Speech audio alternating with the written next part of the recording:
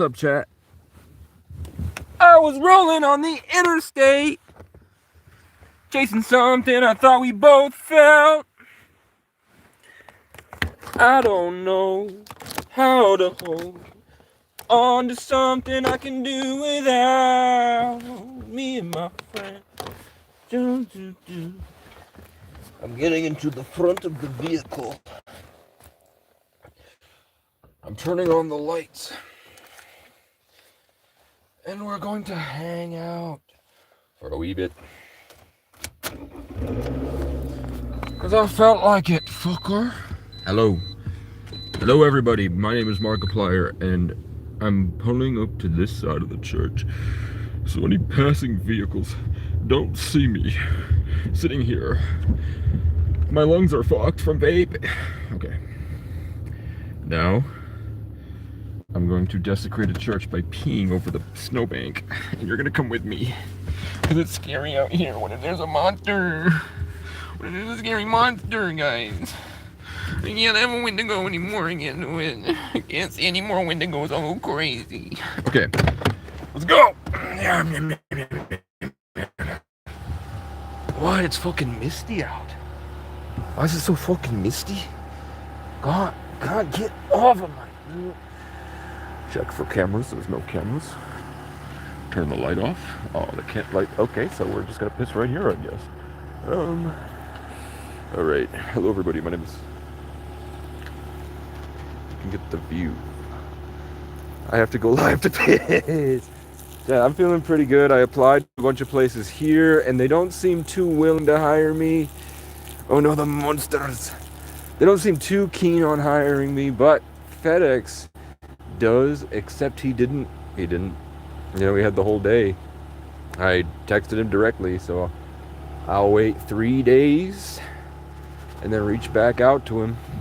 There's land in Hawaii for 10 grand. There's land in, there's like pretty shitty, like 0.2 of an acre for 10 grand. You can find about an hour out of the state.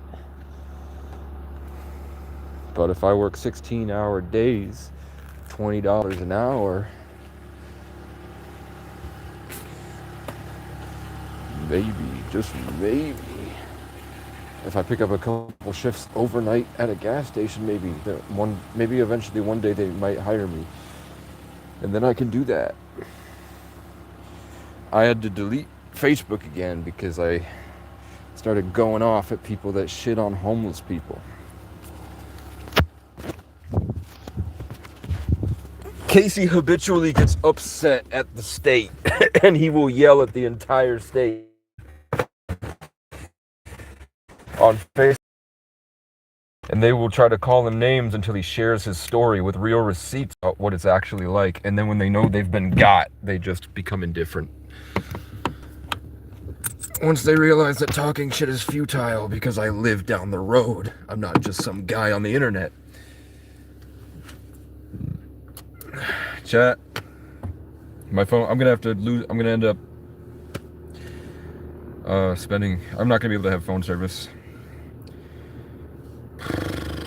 It's either gas or phone service at this point, so I'm gonna have to go gas and then just use Wi-Fi and text now to get the, try to get the employment thing going. I'm not gonna risk it, I'm just gonna spit right in the can. Oh, I think I left myself a little bit of Monster, chat. Chat, if you ever have this Monster, it's fucking disgusting.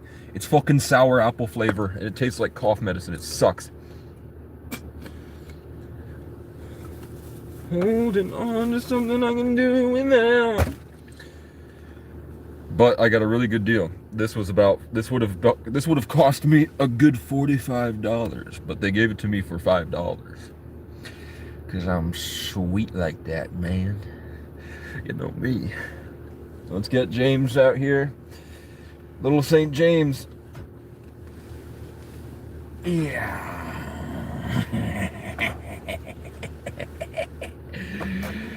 I'm here with it.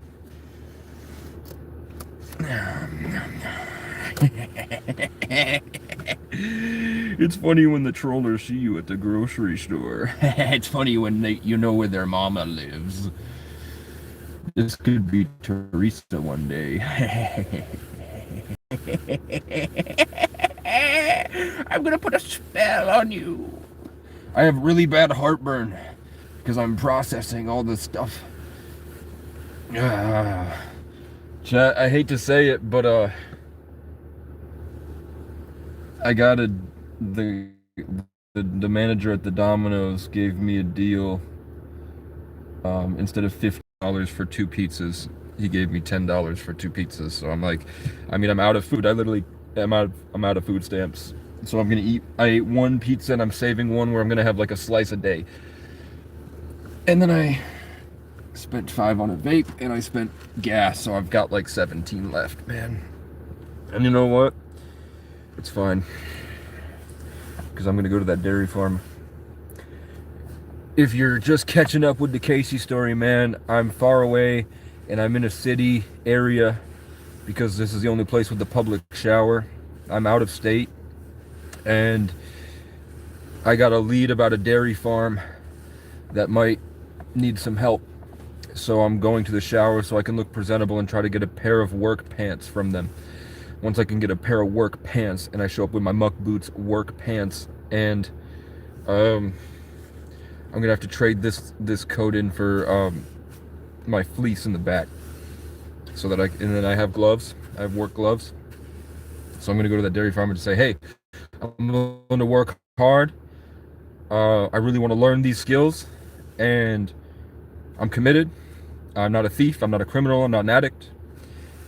And I don't know how long it will be for, but for right now, these are my goals. And I have to pay. I have to replace these wheel hubs. I have to pay the car off. I have to pay registration, title, and insurance, and I have to get a savings. So, I almost lost you. And then maybe one day I'll be able to go to the Urban Rescue Branch for today, and I'll be able to go chill with Will Survives, man. Wouldn't that be cool? Casey shows up, and Will Survives is like, "Hello, everybody. It's me, Willie, and I'm out here in the woods." And then you hear a bum, bum, bum, bum, bum, bum, bum, bum, bum, bum. And we'll just hear like, "What is that?" And then I emerge on a horse and go, "Ah! You're all weak!" Do the push-ups. Come with me, William. Come with me, William, and we will build an off-grid kingdom. This is my friend, James. Should we go off on white people tonight? Should we do a white people night? That usually gives me 100 subscribers a week. I'm just getting tired of it, man.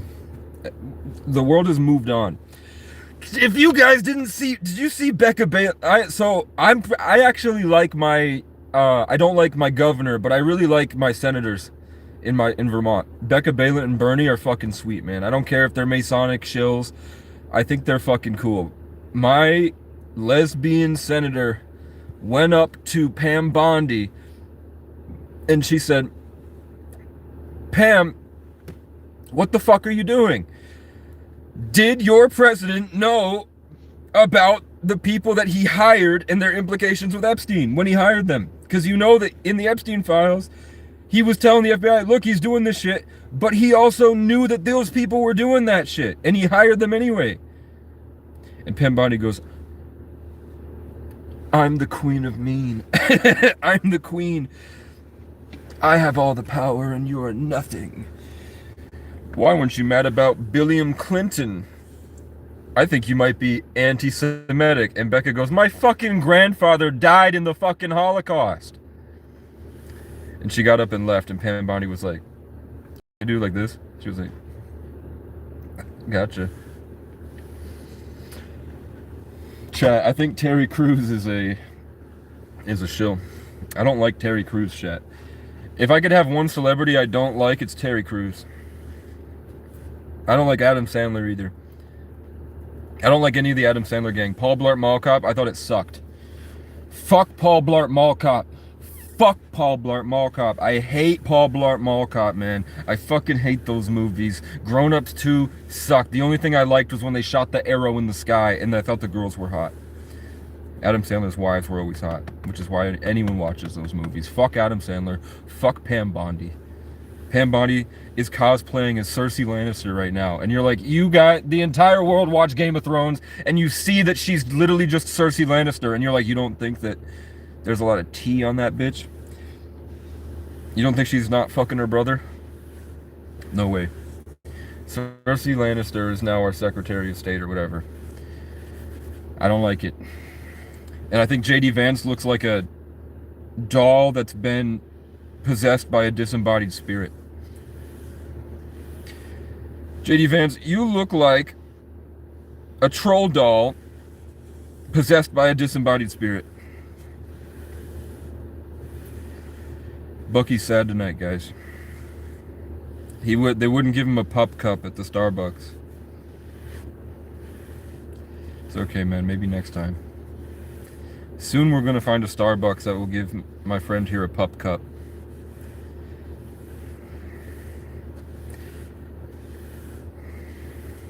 I want to dress my friend up as a Wendigo and then scare senators. I want a bunch of kids to dress up as Wendigo and Puckwudgies and hide in the woods behind the Capitol building, and when they go to their meeting, I want them to put the hoods on and go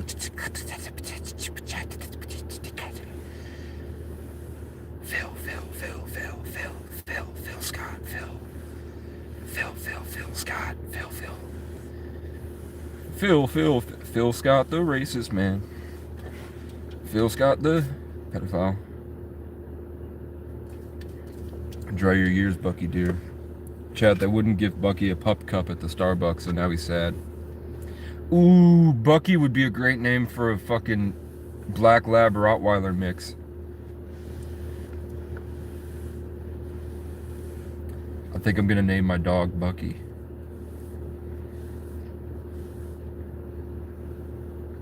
Where's all my haters at, man? How are you guys doing?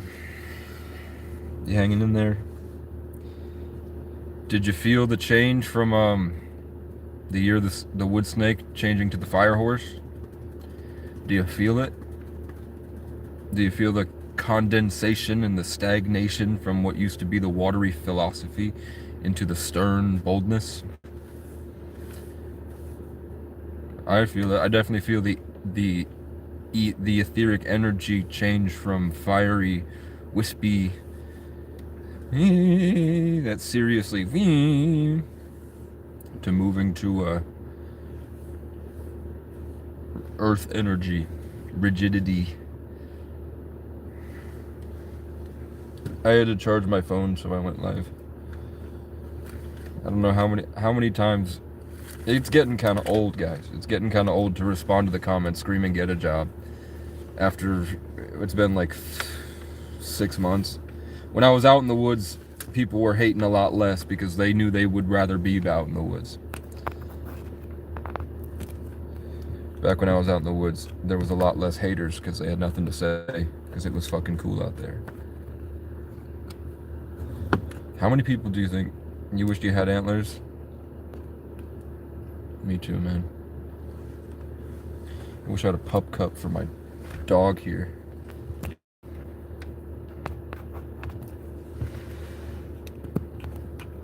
Okay, now it's charged. I'm trying to get curtains that look like this to put on my fucking car. I see some nice tow-behind campers that have been converted to tiny homes that for 10 grand. And then you essentially put a down payment on a Toyota Tacoma. And then you rent it. That's your car payments.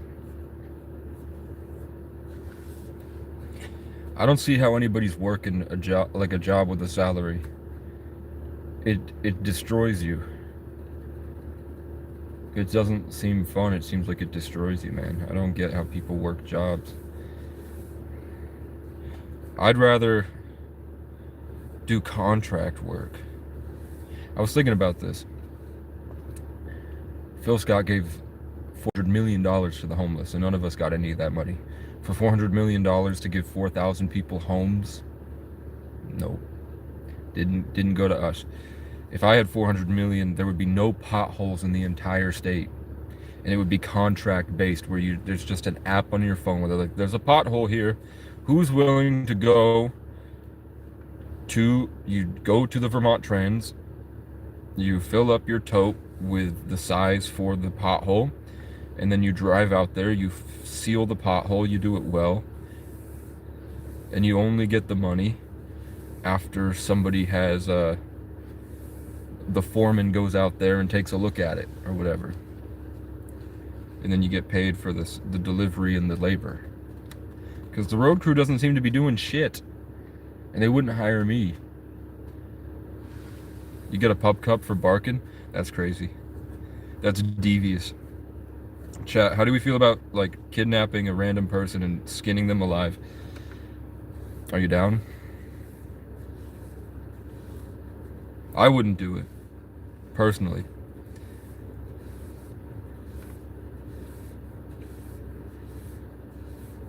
Set your house on fire.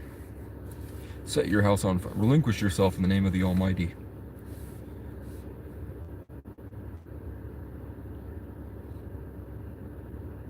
I'm asking the universe for something, and I'm seeing a bench press in the forest. I was like, give me an assignment for the next mission. And I saw putting a bench press in the, oh, fuck you aliens, you can't do that shit to me, man. I've been watching a lot of gang stalking videos on accident. Somehow my algorithm has shifted to gang stalking videos. And I would say that, I'd say 50% of them are real.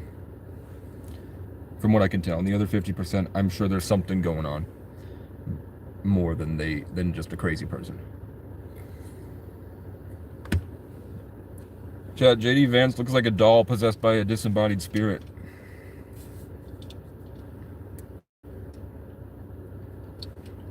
I need an editor to make clips of me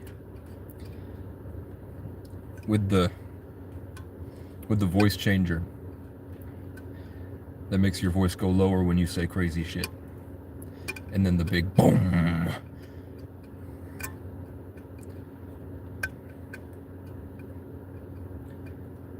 Once I get a computer, the plan is to just go back through all my content and just take all the clips and then compile clips. I need someone that will clip farm for me, because I don't have access to a computer. JD Vance looks like a doll possessed by a disembodied spirit.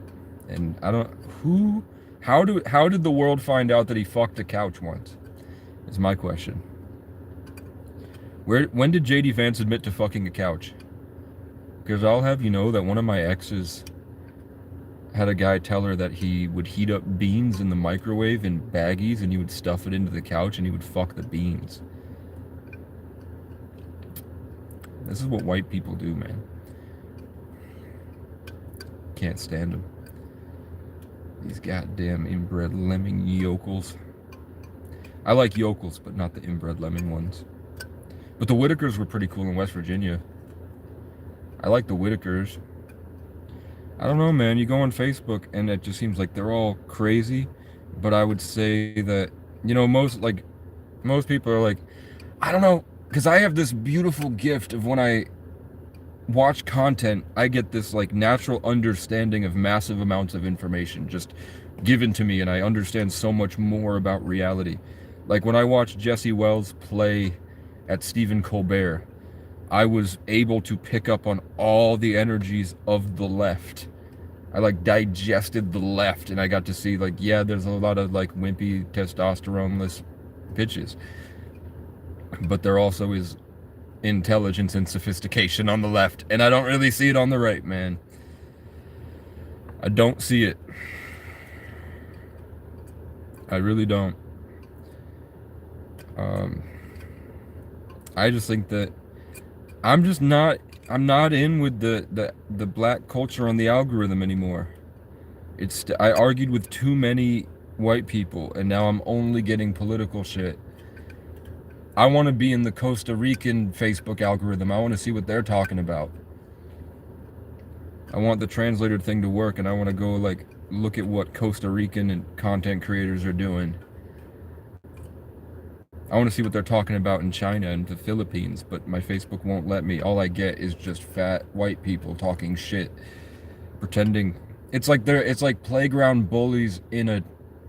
It's literally like the fucking when I was young and they would wheel the TV into the room, and there was like this training educational video on bullying, and there would be the fat loser white kid that was really dumb, and they really over exaggerated how fat, dumb, and a loser he is.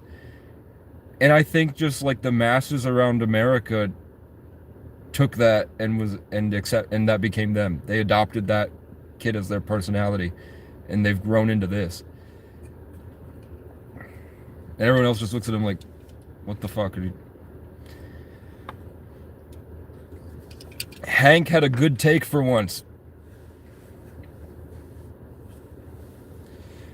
Pedo Poitras said that Becca Balin got the W, and I was like, that's pretty cool. And then all the people that used to support Pedo Poitras are now posting like, oh fuck, I was wrong. And thank God for Kendra. I wish Kendra would edit my videos, but she's busy. And to be fair, I don't know her that well. But she was part of the war. The war on Vermont on Facebook. So she's letting me know, because I'm kicked from all the different groups. So she lets me know what's going on. White people, goyim, inbred, programmed, Jew cattle, stupid, Stockholm syndrome, worshipping their abusive dad.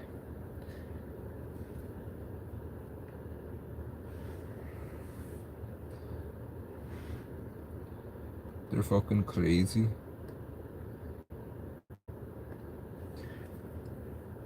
The world's gone crazy, man. And I don't know, I don't have the algorithm that these people have. I don't know why, like, the whole culture has shifted without me. And I'm seeing kids talk so much different than they used to. I'm seeing adults talk so much different than I used to. It's like I'm literally a time capsule.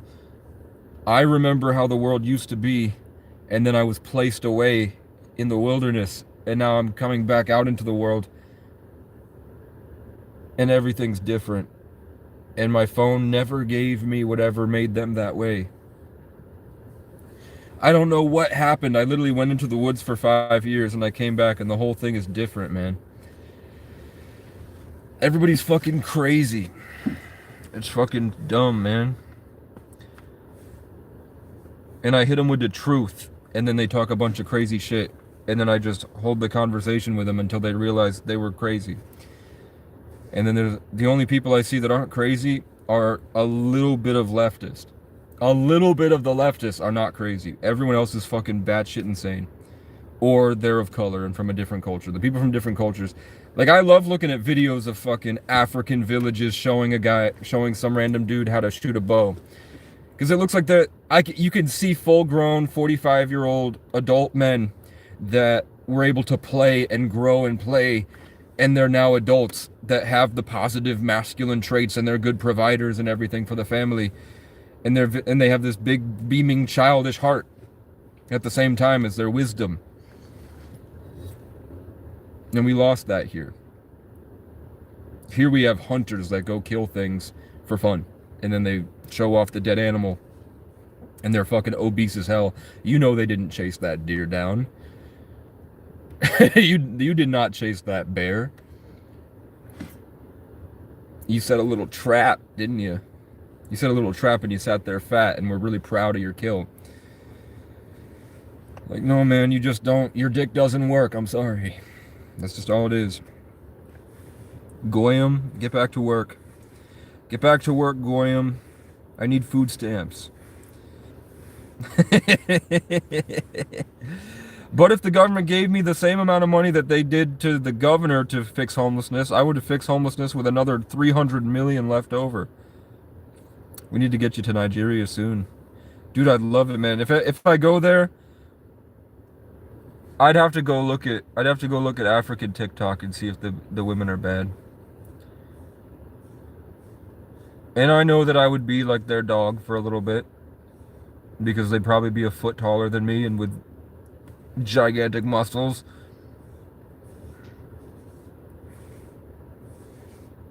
Maybe I'd be a novelty.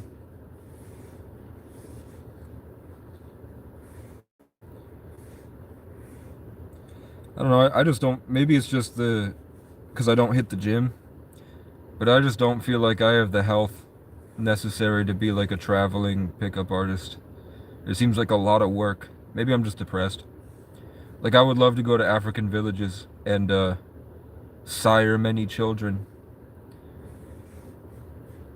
But it's not like a contract where you give them a goat. It's just like a great experience, like an adventure. It's not like I go there to conquer. It's like I go meet a bunch of beautiful people with beautiful souls.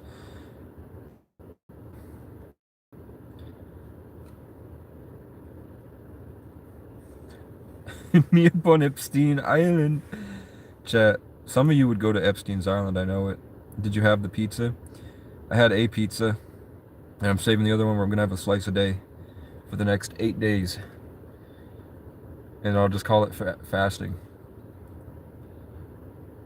Because I can't afford food, and the manager gave me a deal. He said he would use his discount if I bought 2 medium pizzas for 15, so I only had to pay 10. And then they threw in the 16-piece bread bites.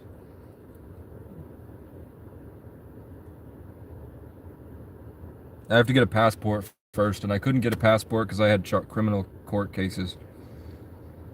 I don't know if my record would allow me to get a passport at this point, or an enhanced license. Which sucks. Because the plan, if everything had went the way that I wanted it to, I would have been hired in November, and I would have had 12K by now, and I was going to go to Hawaii for the last Capricorn season. I wanted to go to Hawaii. I wanted to spend January in Hawaii. And then I wanted to spend springtime in Ireland in an old stone house.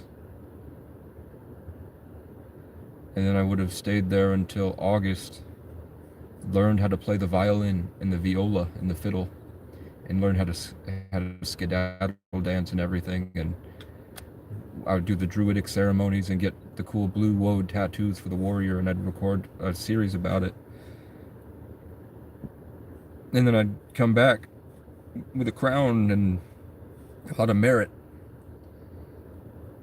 and set fire to the whole place. We have enough immigrants in the UK. Nobody wants to go to the UK, man. You have immigrants because God needs to fix your inbred genetics, by the way. And if you look up the first law that was ever passed in America, happened in London when it gave the King of England, King James, and the Satanist Church rule over America, and that the Revolutionary War was a fucking psyop.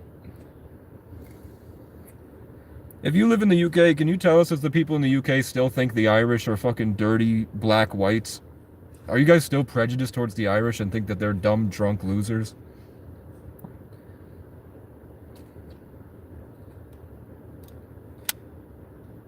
Because I'll have you know, the Irish shagged their way into the world's genetics and they didn't have to colonize anybody.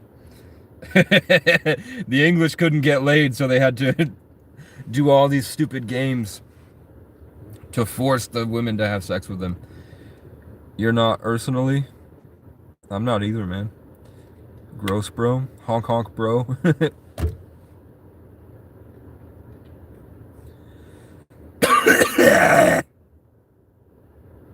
Me up on Epstein Island. This is James Buchanan Barnes, guys. This is my only friend. You're from Scotland. I like the Irish. I love the Irish, man, but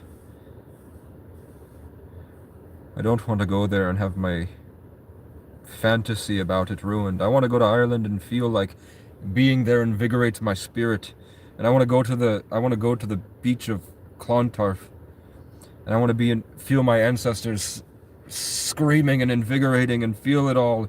And then remember why I came here and incarnated on the planet. But lately it's like I can't even think anymore. I think I need omega-3s and a lot of rest. They were integrated in the Native American bloodline on the East Coast. The Irish, yeah.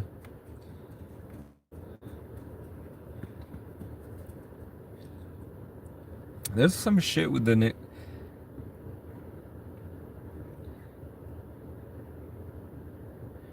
we would really, to be honest with you, we have no idea if a bunch of Asians migrated and just said they were Native American in order to get land. And that's something, because some of these natives are doing ancestry tests and they're getting more Asian than Native American, and they're like, what the fuck? And then you find out that a lot of the native languages were made in colleges that were run by British people. Like, natives had a language, but Britain and institutions created a language and said it was Native American.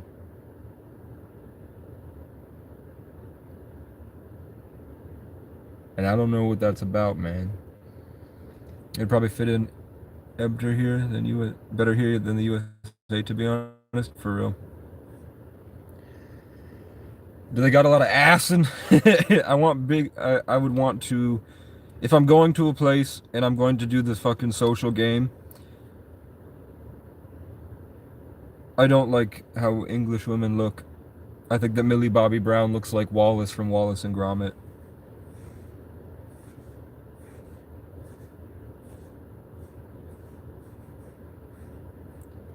England and Scotland viewership. For a long time, all of my viewers were from New Zealand. Like, fucking 35% of my viewership. Ellie, are you a woman? I don't know why I thought you were... I saw Ellie and I was thinking Elliot, because I know someone named Elliot from the UK. You're hot, what the fuck you mean? Can you tell us if and it doesn't have to be you, but when you walk down the street, if people smile, are their teeth fucked up? For the people that invented dentistry, do you not have good oral? I know, would you say that the heads roll? I don't know what that means. You mean like The Exorcist? The eyes roll. Do you even have deer in England? How is England bigger than Vermont? How big is England? You good, bruh? I'm chilling. I'm almost out of gas. So I'm trying to get a job here. I applied to Domino's. He said he's going to take a look at it. I said, hey, man, because he was like really staring me down and like trying to check me. And I was just like staring at him like this. And I was like, oh, if the eye contact is weird. I spent 4 years in the woods. So I was backpacking. I wasn't a criminal. I wasn't stealing anything. I do have trespassing on my record, but that's just because if you stay outside long enough, it becomes criminal. But I wasn't hurting anybody or anything. And I also want to let you know I'm talking to FedEx, and I don't know if they're going to get back to me. But I need work. My wheel hubs are going to fall off at some point.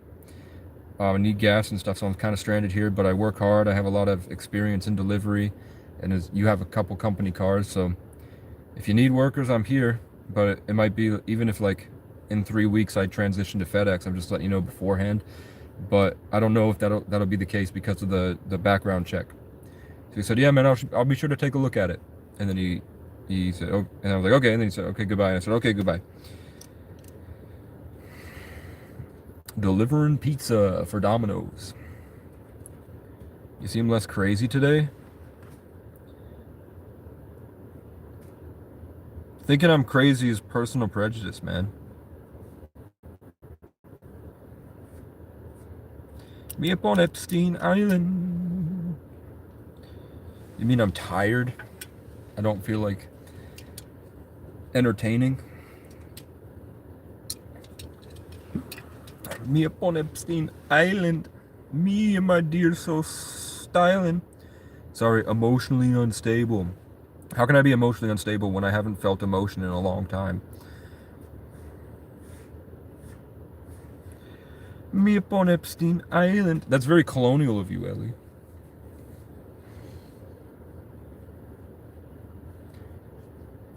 Normal was what they wanted the slaves to be.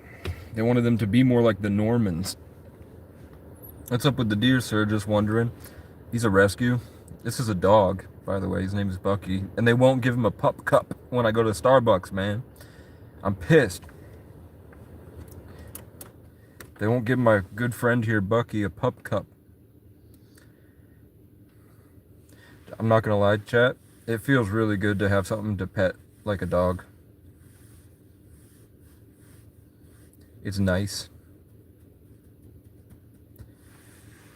I love my friend. I'm trying to get a dog at some point. I want to get a Black Lab Rottweiler mix. I want to name him Bucky. What the hell is emotionally stable other than the concept of control? True. Do you have to survive? How do you survive though with little to no money? There's a nice man in West Virginia who drives a truck, and I went to West Virginia in 2021, and I went to get a car for my dad because he had a Lexus he really liked, and he crashed it on a bender. So I went to go buy him a car because I wanted to give him a Lexus because I was like, what's the most perfect thing I can do? And for some reason back then it was like, I just got like 12K. I'm getting pandemic unemployment assistance. I want to get my dad a car. So I went to go check out the Lexus, and because he was driving like a Volvo or something at that point. I wanted to get him this Lexus, and then I went down there, and the guy's like, do you play Among Us? And I was like, no, but I watch people play it. And he was like, I'm pretty good at it. And I was like, oh, he can't be that good at it. You know what I'm saying? Flat out telling me that he's fucking full of shit. And then his friend is like trying to talk me out of buying the car. The guy's friend is like, I mean, it's up to you, man. Showing me like that's not it. So I don't end up getting the car.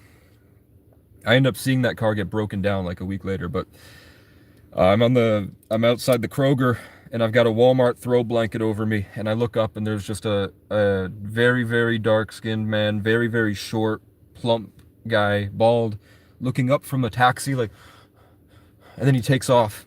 And I saw him do it 3 times, and then I wait there for like 2 hours sitting there in sort of like, back then I thought I had a brain injury, and I was going through like a lot of spiritual breakthroughs and like vivid empathy and creation, and didn't know how to do it other than putting into music. I didn't know how to integrate that with society. So eventually I had to call out a taxi, and I was like, hey. And then they were like, oh, we can't, you don't have enough money for us. We're like high ticket, but we'll give you this number. So I called a number.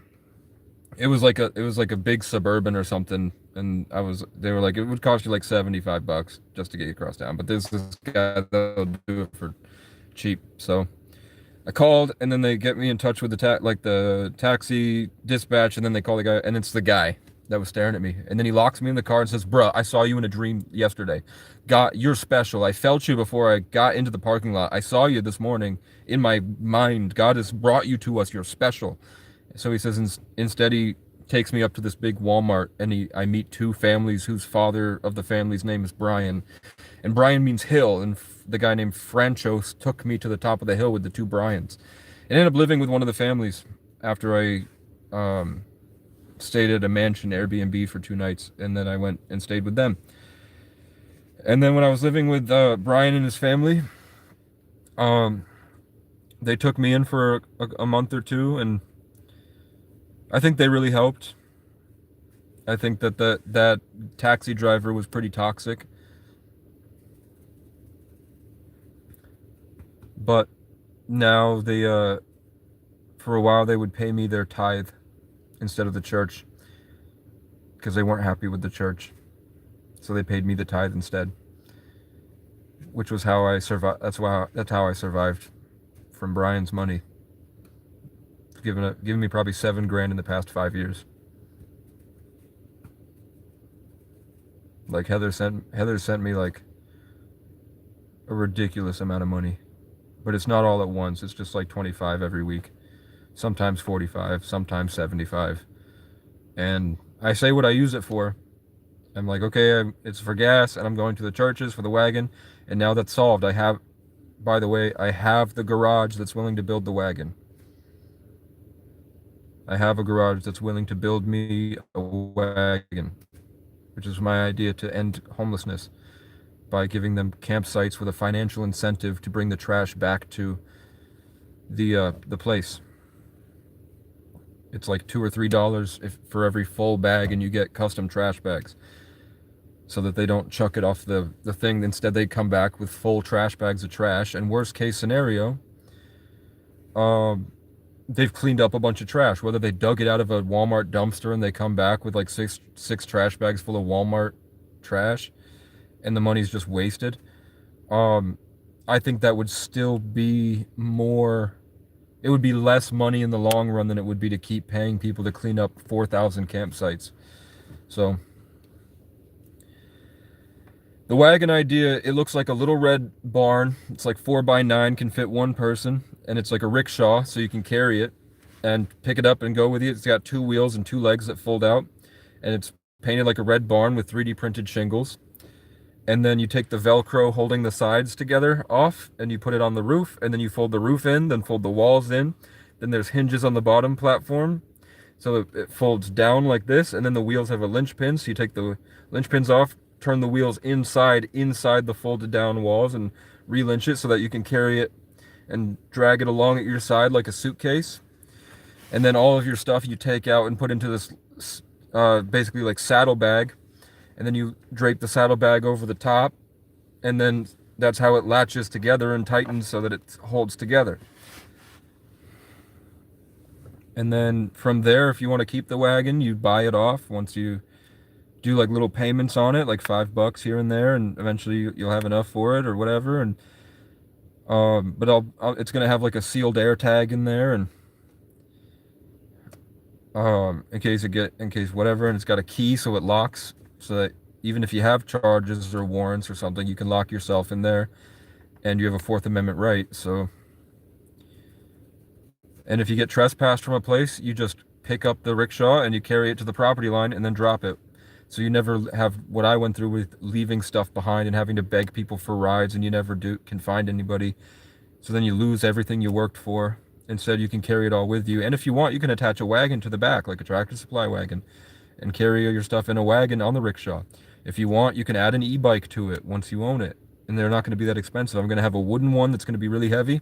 I'm going to have a plastic one. And then I'm going to have a tent one. Like Pokemon Evolutions. And it's got a thing with a trash bin on the back that when it folds up, it just turns. So it's got a trash can and a needle box. And you will have an financial incentive for needles as well. So you get like, I don't know, I'd have to figure out the numbers for addicts. So it eliminates campsites, it eliminates trash, it eliminates needles, and then you can put a solar panel on it. You can carry it deep into the woods. Eventually, when you get enough to get an SUV, because you're comfortable now, you're rested, you feel safe, which makes you, because you've been killed with kindness, basically. The demons have been killed with kindness. It actually feels like, it feels bad to use the drug you were using as an escape, because you no longer need the escape. Instead of locking you in a box, whatever, you have a box in the woods that's yours. And heal in nature. And I'm going to put like a little window on it and then it's going to have custom tent mesh inside. Custom little bed that rolls up, and backpack that comes with it with my brand logos on it. I don't know should I call it Acacia's Grace or should I call it the Casey Way? Because I think I want to do it like a street sign on the side that says Casey Way. The Casey Way. Or maybe just call it the Evergreen. I don't know.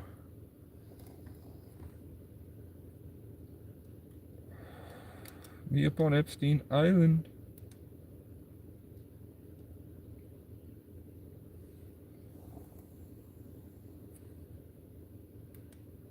It doesn't sound right. So, That's what I was using the donation money. I drove, so far I've driven, when I got the car, it was 1,300 miles. It's now 135,000 miles. Sorry, it was 130,000, now it's 135,944. So I drove to get my birth certificate from New York City and drove around New York for a while. And then I went to probably a dozen to 2 dozen churches, and I asked if they had anybody in the congregation or just looking for help or land to get my dreams going. And everyone said no, but one place probably isn't happy that I left my stuff there, but I left my stuff there. It's probably stolen at this point, which sucks. I thought I was going to stay there, but then the gas station that said they were going to hire me didn't call me back, and she made it seem like the probably wasn't going to get the job there. So I came here instead. But I got all my stuff out of people's basements and shit, garages, and behind their buildings that they don't own, they rent for their program, so they weren't very happy about that either. So I got it all and put it behind a church that was cool with me staying there as long as I needed to in the parking lot. But I didn't want to overstay my welcome. I wanted to stay a couple weeks, and then I'm like, I'll come back in a couple weeks or something and just keep expanding the network. And then I found the garage. So I found a garage. I just need the materials now, and I have everything I'll need there to make it. So that's what I used it for recently. Before that, I did smoke about a pack a week of cigarettes. That's the only part I'm not proud of. But at the time, like 2024, it helped. It really helped. 2025, I could have held back on the cigarettes. But I was just like severely depressed.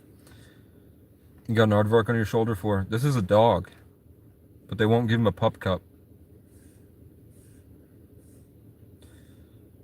This is Bucky Barnes, the Winter Soldier. Me upon Epstein Island. I'm just charging my phone. But that's what I used the donation money for. And phone service. It's just phone service and gas at this point.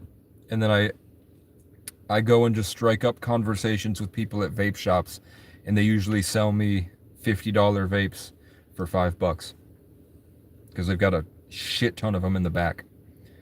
So I just wait, and then they usually give me 1 to 15 vapes.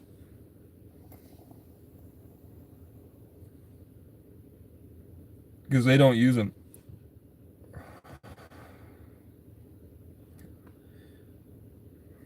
I got my chief of police in my hometown to resign because I found out that she was the assistant chief of police in Manhattan when 9/11 happened, and she called out of work that day. She no-call, no-showed. But then she was seen, and she was made the news because she magically spawned at the Jew tunnels and was guarding the Jew tunnels, and she said she was looking for survivors, but she wasn't letting people into the Jew tunnels.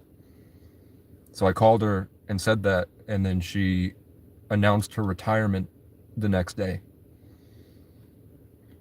Getting better though, I'm proud of you. I wish I had a gym membership, man. I wish I had a gym or a gym in the woods, and I wish I could fix these wheel bearings, which costs, it's gonna be like $120. And I decided to spend the money on gas, and then they gave me the deal on the pizza, and I bought 3 energy drinks. So that's where my money went. I've got like $17 I'm gonna throw in gas to get to the dairy farm tomorrow. Once I get a change of clothes, because these clothes all have holes in them. So I want to look presentable when I go to the farms, because I tried the gas stations, but when I came here, FedEx said that they might be able to get past the background check here. So, and Domino's said that they might take me. So I'm just looking to get some money in my pocket.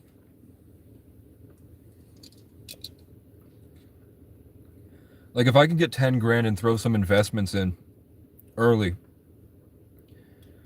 and then I bet I could get to at least maybe 70,000 at the end of the year. If I can get a computer, reliable internet, and some money to start with, and the car's fixed. I bet in a Capricorn year, hell yeah, I bet I could get to 75K. And then devote my life to helping the world. I want to be a, I want, I think, I wish that it was actually, I wish politics were actually real. I wish that I could actually go to that conference with Pam Boddy and be like, man, were you the, Pam, stop it. You're not Cersei Lannister. Stop it, Pam. Were you runner-up at a beauty pageant and they said you could be of use in other ways? Come on, Pam. What do they have on you to act like this? It's the Wolf of Wall Street back there, isn't it? You guys are having orgies. I know it. Pam, you look like your soul left you a long time ago. And you're just a puppet for the Mind Flayer at this point. And JD Vance looks like a doll that's been possessed by a disembodied spirit. Why does JD Vance... I would go up and be like, Pam, why does JD Vance look so weird? What did you do to him?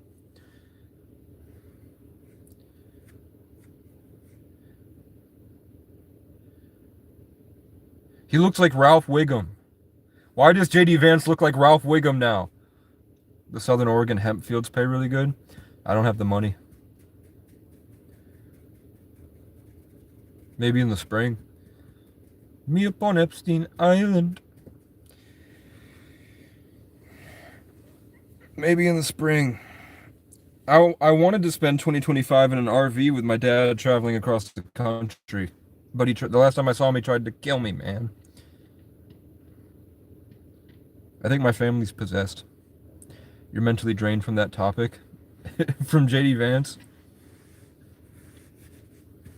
Why does JD Vance look like he was infused with bulldog DNA? Why does he look like a French bulldog? Why does JD Vance look like Ralph Wiggum?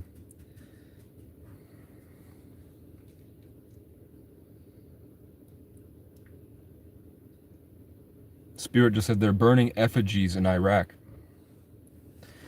There's a good chance that we're going to be in World War III.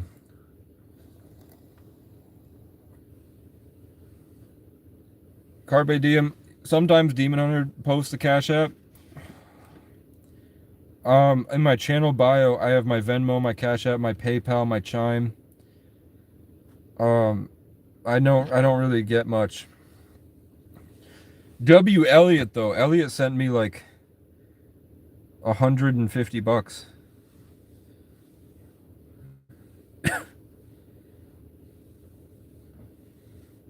And it all went to gas. I've gone 6,000 miles.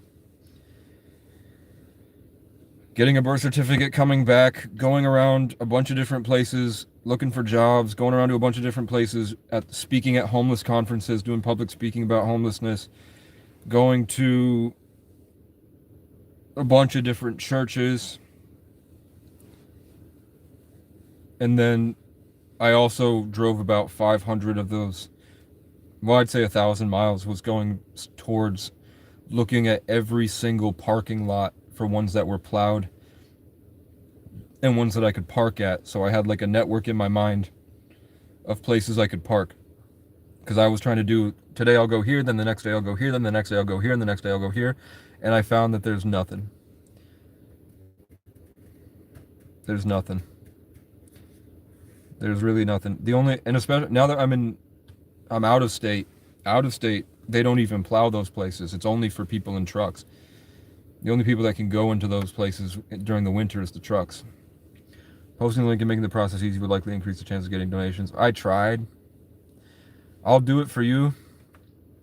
I can't post a link. The other day, I think earlier today, I dropped the fundraiser because I said I wanted to get the wheel bearing. And a bunch of people just talk crap.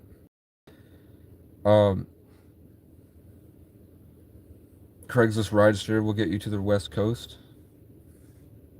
True. It's the middle of winter, though. But, yeah, I'd have to find a place to drop the car. I need a place to park the car. that's reliable, that nobody's going to do anything to it. Or I could sell the car for probably $6,000.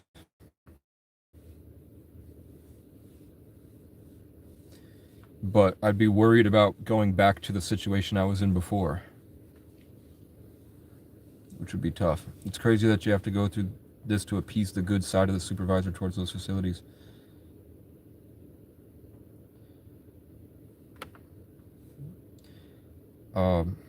It depends on the boss.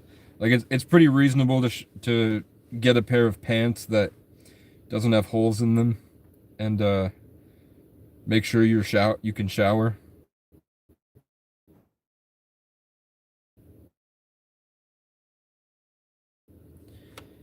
That's like a dog to them, and you feel like you lose everything, and you get stuck in like this codependent, narcissistic relationship.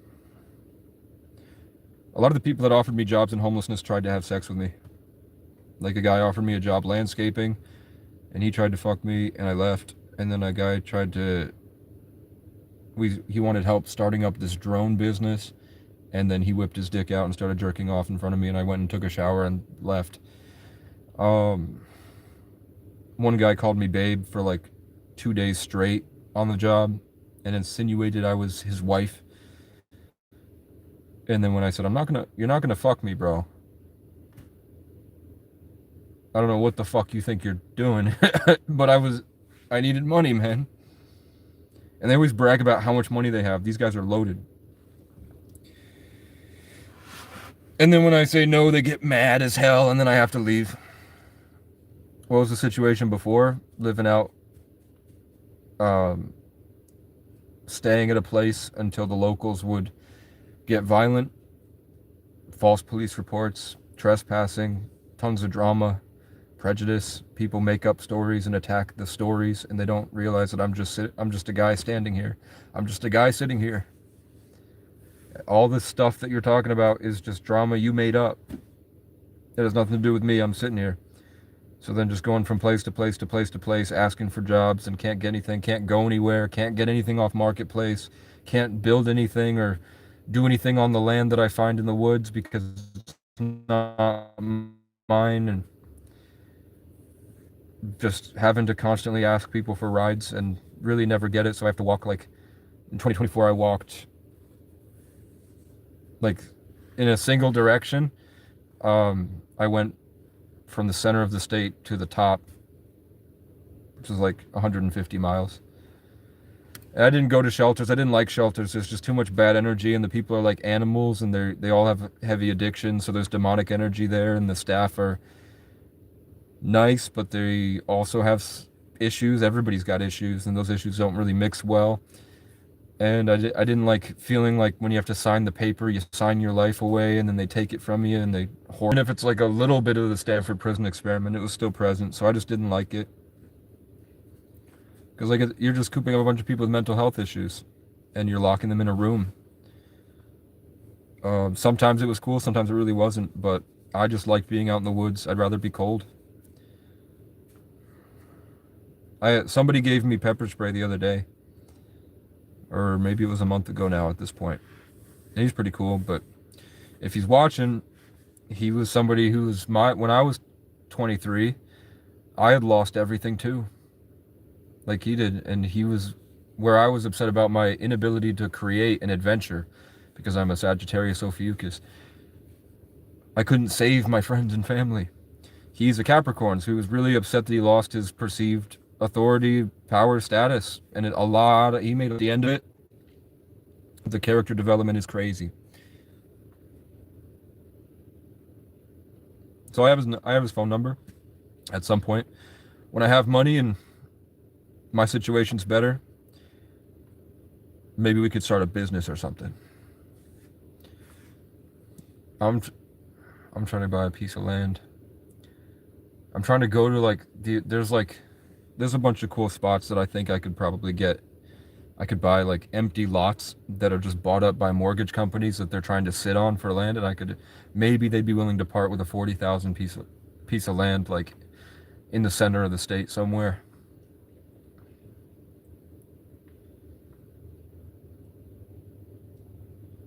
That'd be pretty cool. Turn a boat trailer into a trike with an electrical drive axle and build a mini trike RV camper.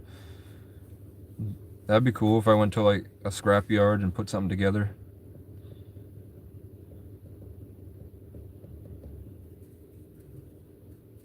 I don't know how legal it would be, but that'd be cool. Alternative lifestyles, and then nonprofits to help homeless people work for those alternative lifestyles so that they can better their situation.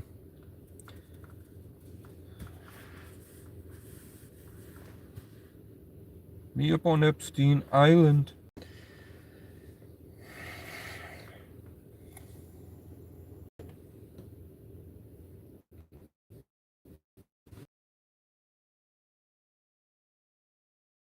Come on, Bucky, get it together, man. Get your shit together, Jane. Oh, fuck you. Ah.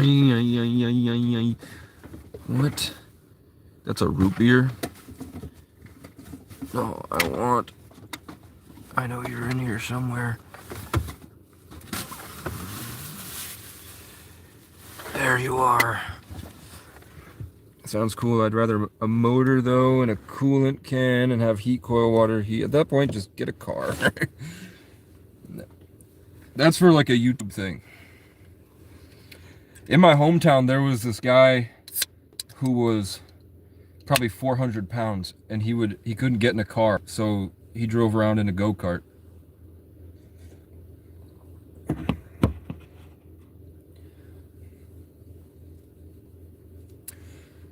I thought about, how do you feel about some type of box that you can easily connect to a stationary bike, so that if you're out in the woods and you don't want to leave, you just haul a stationary bike up there, and so you have your solar panel running. And then if you need exercise, because most people need exercise in that, but when you're in that situation, you don't want to go anywhere.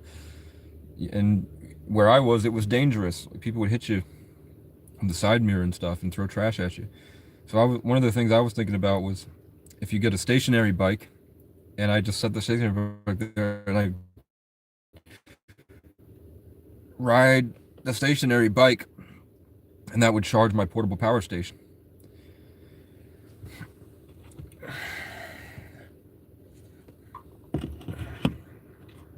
Along with the solar panel, and you could do like a little hydro generator at a stream. I really wanted to go to my hometown before the state had done so much shit to me that I don't really want to help it anymore. My big ideas back then was like, we should get more fruit trees around town. Like, we should just uproot some of these places and just put fruit trees, so that it's just a cool thing. And if it runs out of fruit very quickly, it is what it is, man. But you have like a park ranger or whatever, you can only take one. Like, you get together and you wait for the harvest, and then that all becomes free or whatever. Or you just, people take it and it's first come, first serve, I guess. But just having more fruit trees around would be really cool. If global warming happens, I'd love to have orange trees around. Lots of food forests would be cool. And I really just wanted, like, in my hometown, there's this giant river that has this big waterfall in the middle of the town that just goes down right into the Connecticut River. And I was like, I think it'd be really cool, because there's a business over it called the Whetstone.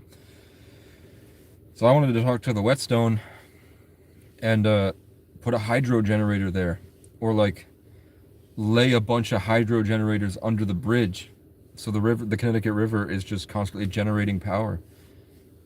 And it doesn't have to be a huge thing to power a lot of stuff. It just powers like the Whetstone itself, and then put solar panels on it. I thought that'd be really cool. You can find me at the community garden, chopping it up with the hose and putting in work.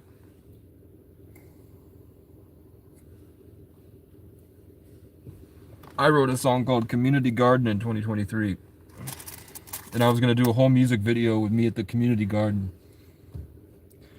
You can find me at the community garden, chopping it up with the hose.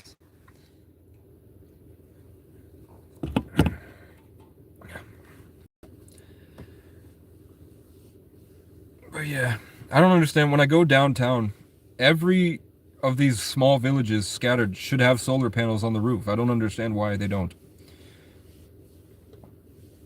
Solar panels on the roof that go right into the business,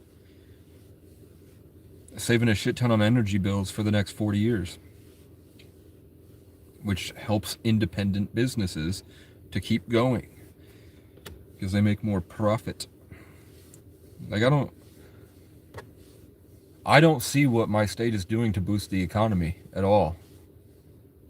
I never hear any governors on their Facebook pages. They're never talking about what they're doing to improve the quality of life here. They're just virtue signaling about whatever's current political and saying they're going to make a change, but they never say how they're going to make a change. They just virtue signal and say they're going to make a change.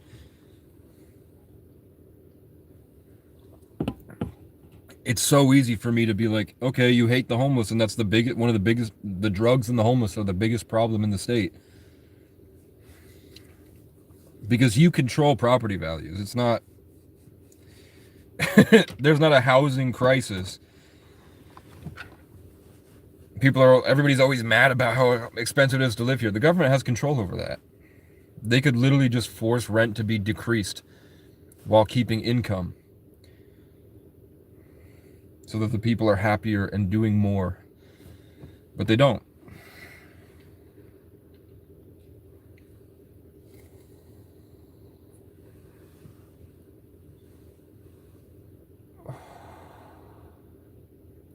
They say we're going to boost agriculture, and I'm like, how? Because I can't get an agriculture grant to make a small farm.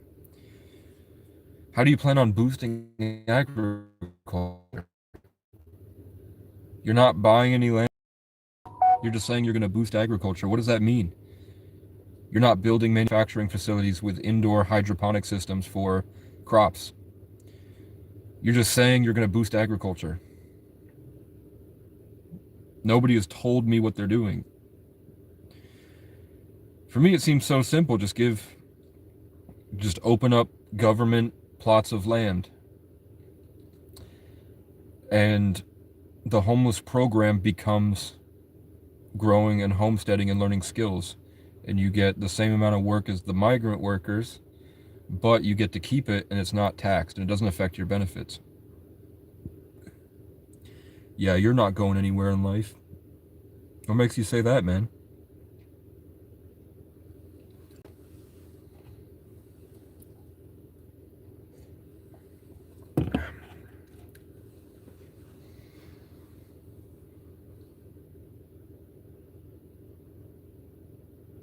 Are you an addict? You're an addict, man. You're a junkie. Me up on Epstein Island. Me and my dear so styling.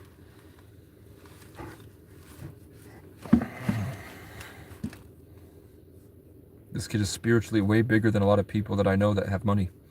Thanks, man. I'm barely functioning.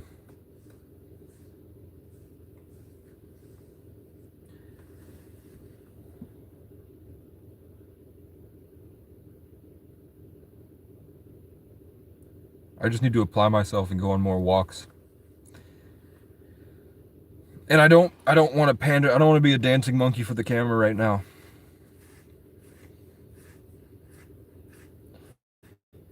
So we're just chilling and seeing how people are. But if you haven't, be honest, guys. Is your house clean?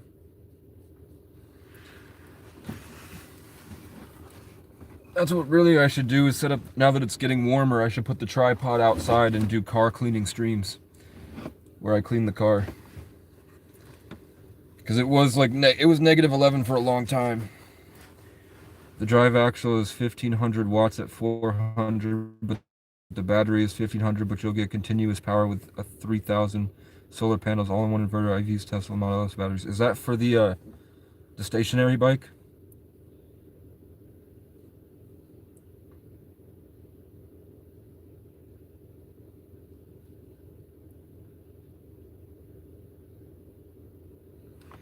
Hold on. So with that $1,500, you get a 3,000 watt solar panel. How many 3,000 watt solar panels? And you get the inverter, so you have a whole setup to get the sunlight into the battery. But $1,500 is a lot of money. $1,500 is a beater, like a beater car. With the beater car, you could do things like Walmart. Well, I can't. I can't do DoorDash and Instacart. But people that do Walmart Spark Delivery make a lot of money.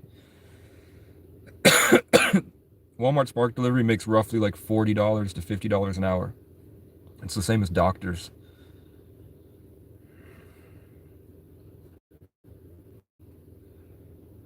Or like foremen of contractor companies that have been working for 8 years.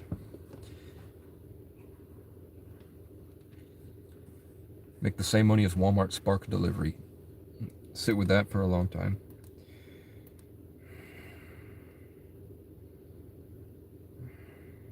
My body's starting to be like, don't vape, please.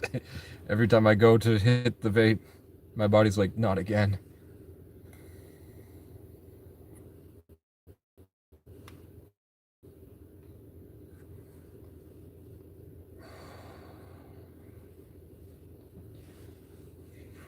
What really fucked me up was, so for 2 days now, we've had the same instance where I wake up and I feel a demonic presence, and then I show, because this was for people about gang stalking.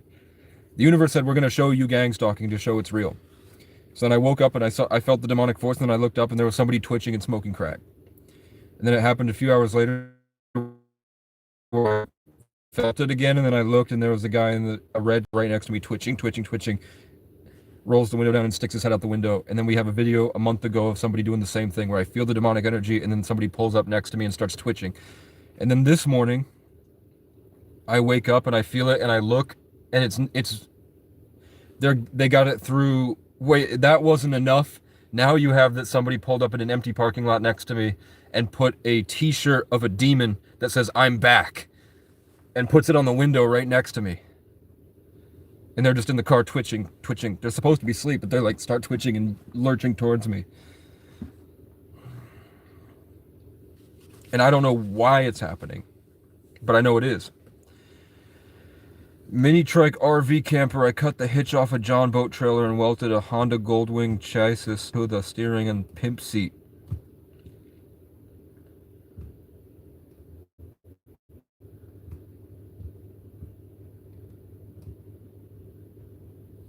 So you're driving on the trailer. The trailer is like the axle and the wheels, and you have an engine in it that's able to make it go. How fast does it go? And with the RV part, are you towing a trailer? Is it able to tow a trailer behind it? Is that what you're saying, that you can take like this wagon idea? Because that would be cool, but would it be more worthwhile to just get a four-wheeler? Because I am looking for like stuff, like I think I haven't seen anybody make a side-by-side camper where you take the side-by-sides, you know what those are? They're like super golf carts for off-roading, and they have like a truck bed in the back. I've never seen somebody get a side-by-side and put a truck bed in the back and just live out there in the woods. I'd like to get an electric version of that, like an electric four-wheeler. They said in 25 years we're going to have electric horses that run on water. I think Toyota's making it. Or it might be Yamaha. But they said in 25 years we're going to have robotic horses that run on water that you can take into the mountains and never come back if you don't want to. Rick Edward. I keep reading it as Rick Wards. Rick Ward said, I told you I've seen those same demons inside the person that's switching. Yeah, but I don't have a great scientific explanation for it, but I have the empirical evidence here. I have the evidence itself, and I don't have the reasoning, which is kind of the opposite of what the people on the gang stalked thing say. They say that they have the reasoning for it, but they don't always have the best evidence. I have the evidence. Something happens to me and I don't know why. And I had to learn about that stuff because I was like, what the fuck is this? Why me of all people? Vietnam had elephants that ran off water and looked real that we used as weapons.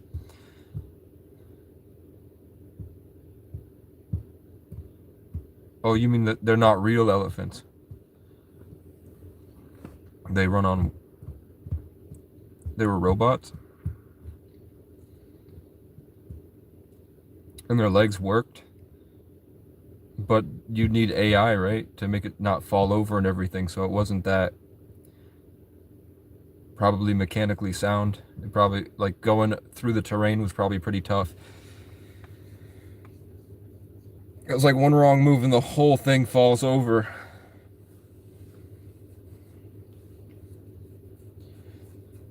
The Vietnam War was really funny. When you talk to like the veterans on the other side, they say, yeah, they were a bunch of drunk,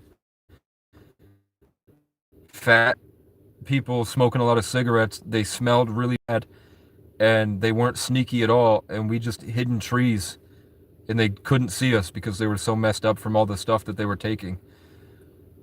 All the substances and drugs and stuff made them like, they couldn't see us, but we could see them clearly.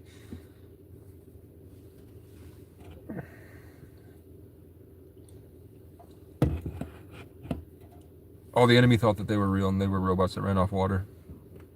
True. Did the soldiers crawl inside the elephant like Trojan horses?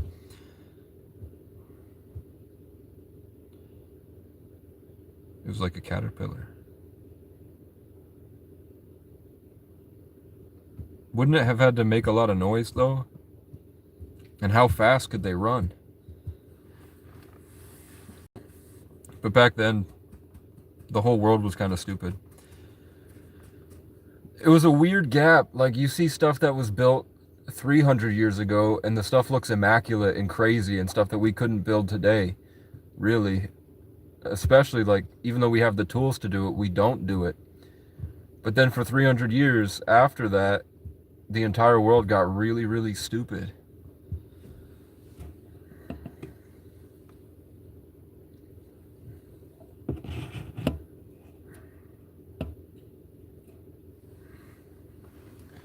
And it was not the Emancipation Proclamation.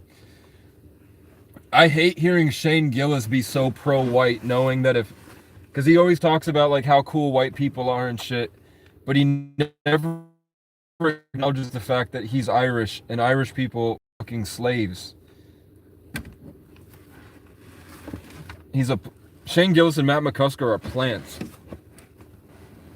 Because the Irish were never white. They were never playing the reindeer games with the white people. Shane Gillis and Matt McCusker are like the big pro-white people right now. And they're not even, they're Irish. The Irish people weren't white until like the post-civil rights. Why can't you just run a motorcycle with belt-driven wheels or even the drive shaft type? Then the solar and battery is powering the RV.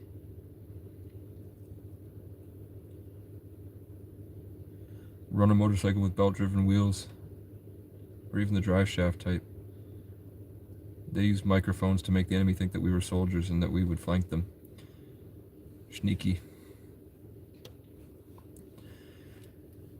I don't know, for a motorcycle you gotta have some type of power to make it go.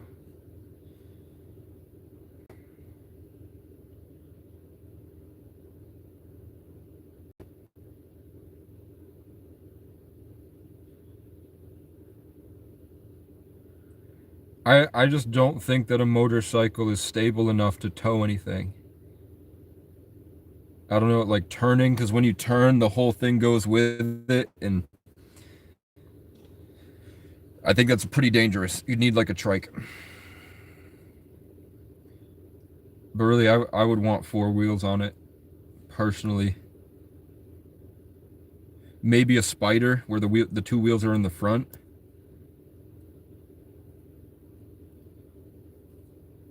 And it would be 2-wheel drive. I think it just creates a lot of room for everything to fall on its side. They have bike wagons.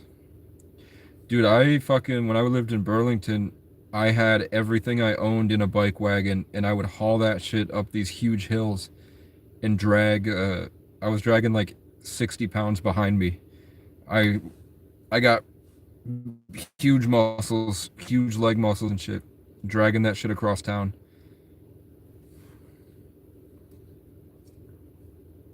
And I'm sure people I knew saw me, but I didn't care.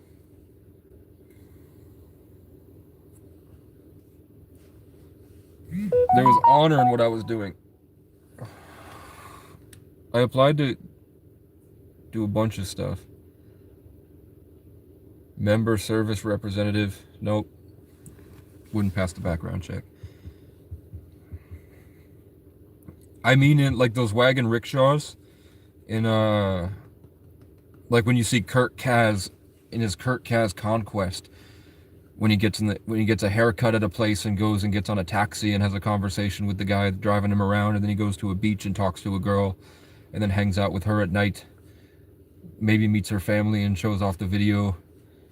You see that there are like bikes in these places that are pulling entire rickshaws behind them, and they use the weight displacement differently so that it's just like an extension on the bike instead of a tow behind that moves.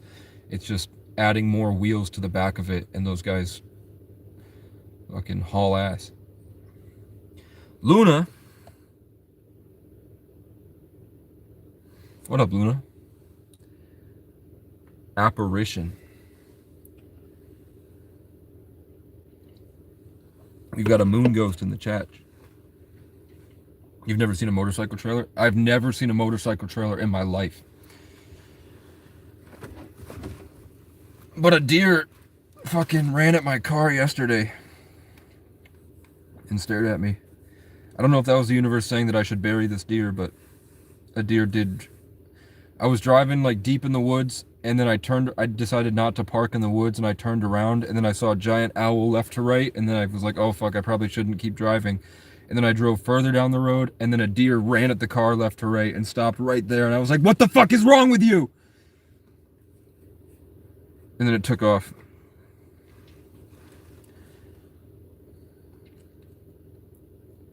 What? You had a friend weld the trailer to the motorcycle and have the trailer wheels be the drive wheels?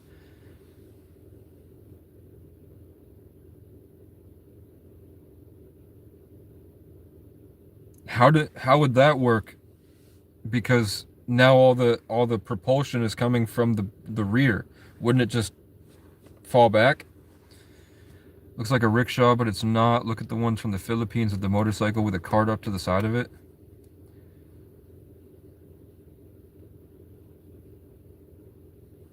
That's what I'm talking about. But would that be worth it to put a house on there, or would it be better to just get a side-by-side? Or would the miles per gallon on that motorcycle, because motorcycles sometimes have like 70 miles per gallon, would adding the rickshaw make it, because you don't have to drive it fast, you just have to make it go like 20 or 30, and it's still decent enough to get around. Would that be worth it? Hey, nope, I thought I got a Cash App, but it was saying that because I locked my card, Planet Fitness can't take my money.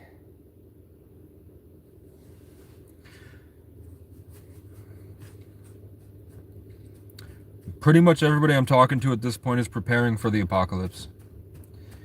We're thinking it's World War III. We're thinking it's AI nanotech zombies running from cell towers, controlling human emotion and expression and creativity and consciousness, down to literally operating them remotely. Which is what I'm seeing on the spiritual front lines. I'm seeing robot people at this point, completely controlled by the ecosystem, and they made Facebook literally just to drive them into the Antichrist. Being a Facebook addict is literally demonic possession.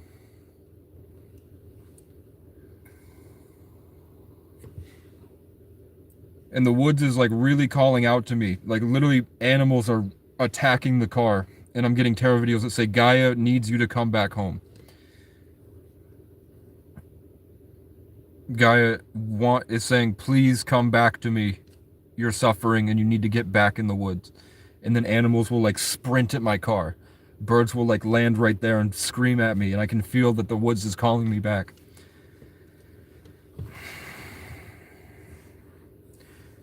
And we're entering a Saturnian year, guys. Saturn is what they worship, Satan. And that's the energetic influence over the world for the next year. It's going to be crazy. It's Aries versus Saturn. It's going to be discipline, suffering, and karma, and bold, impulsive expression. He built a trike that had the little trailer thing for sure. He built a trike and had the little trailer thing for sure. I just want to know the miles per gallon on it. That's what I'm more concerned about. And how good would it be better to do a dirt bike? Because I want it with like, we need stuff that can get you through the forest. Like this alternative lifestyle stuff, it needs to be able to go onto BLM land. It needs to be able to go out in northern Canada into those fields. It needs to go through Montana and Nevada and the desert and everything. It needs to get people around, and it needs to be sustainable and easy to repair. And then we need to modernize RVs. I know that there's a way people talk about that you can seal off parts of engines and make like old cars, classic cars, be able to get 80 miles per gallon and not be detrimental to the car whatsoever. It just takes a lot of work, but it's possible to get 80 miles per gallon cars out of classic muscle cars. And I know a guy who has an interest in doing it. I'm just I need a big blessing. In order to unite the tribes, I've really tried to do it, and Brian Boru couldn't do it until he had enough power and wealth. Nobody was interested in Brian Boru trying to kill the Vikings off and get them to stop raping his friends and families until he had power and a public perception. The world is full of hands that hold you when it's worth it. But you gave me a chance when they thought I was worthless. This YouTube shit is really draining, man. But that's what we need. If I had 100K right now, I'd have like a dozen 80-mile-per-hour cars. I'd have cars that run on water. I'd have RVs that can get like 30 or 40 miles per gallon. If this engine thing is real.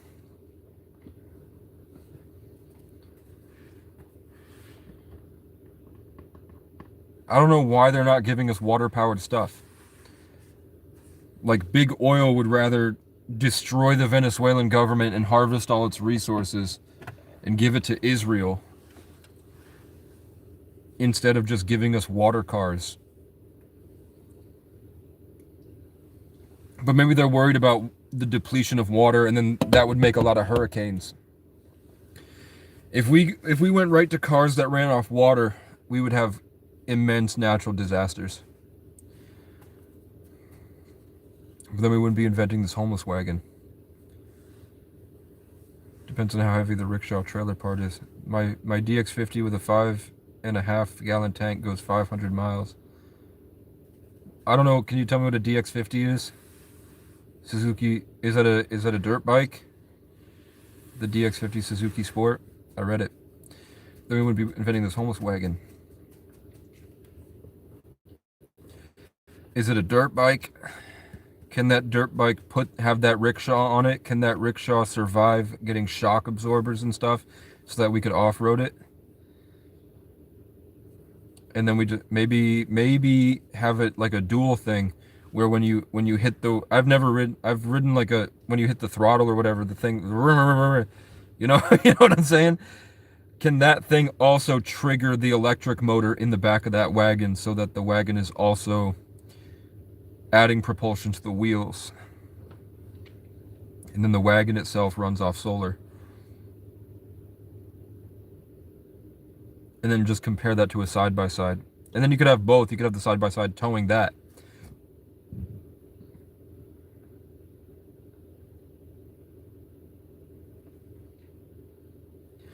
Electric motorhome tricycle plan. Switchable to 750 watts. California legal. No license plate required. 50-mile range.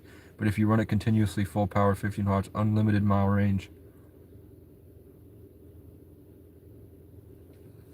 What? My feet are sustainable to the area I live in. I don't know, man. If shit ever does hit the fan, it's gonna be Mad Max out here. So I would be trying to get everybody to northern Canada or onto Hawaii. Do your history. That's what you're for. We had water power before, and you're right. The government abolished it. I think the problem is just that the vapor that it would create would change the entire ecosystem.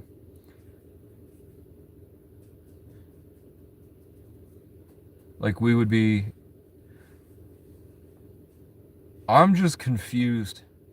They said that the oil is made of dinosaur bones.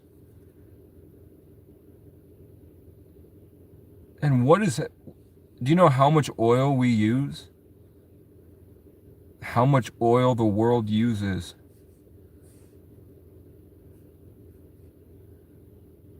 Like if I go on a trip, I can burn, like if I go on a long trip, 15-gallon tank, I could potentially end up using like 45 gallons of gas. 45 gallons of gas. Imagine 45 milk jugs. And we took that out of the ground. And that's just one car. We have like how many trucks? We've got to have over 1 million trucks going around the country right now that are running the diesel. Where the fuck is that oil coming from? And are there just giant caves now? Is it going all the way down into the earth? Is the earth just going to fall? Like at some point, we're just going to have these massive cave-ins?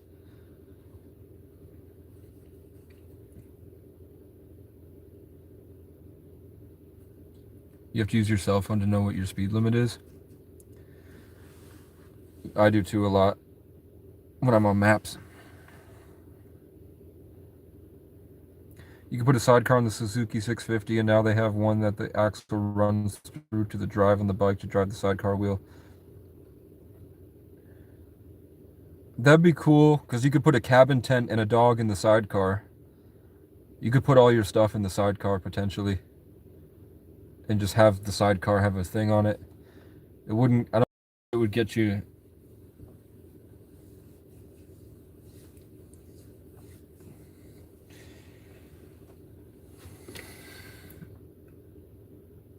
I don't know, I just saw a mech. I was like, how am I supposed to carry that into the woods? And I saw we're gonna have mechs soon.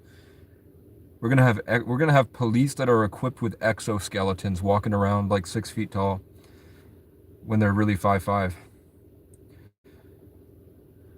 Deep in the Pacific Northwest. What? You can put a sidecar on the Suzuki and drive through the bike to drive the sidecar deep in the Pacific Northwest. It's just not appealing to me to think of building a castle on a super flat world with mountains way off in the distance. I don't like the idea of building like a ranch or some shit on a flat plain. It seems boring as hell. But that's where all the cheap land is. I'd rather build a castle nestled in these mountains. Oh shit.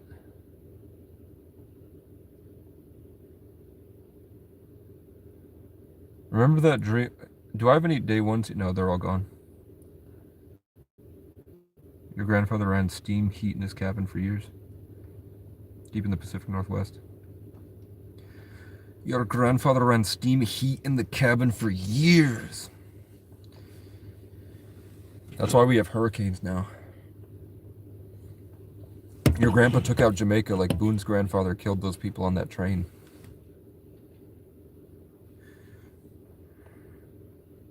Smegma. You think one of those Epstein file ingredients like the muffins and the cookies and all that and the jerky, you think like the cheese that they talked about was Fromunda cheese and they were just like lapping up fucking smegma? I think that's a mankind lie about oil being dinosaur. Then what is it? Maybe they have to come up with a lie to make it seem more finite so that we would accept gas prices being manipulatable at the whim of public perception and profit. Ah, yes, the Cheesegate. Are you a black Hebrew Israelite? I think the Irish are Israelites. And Jesus was definitely black.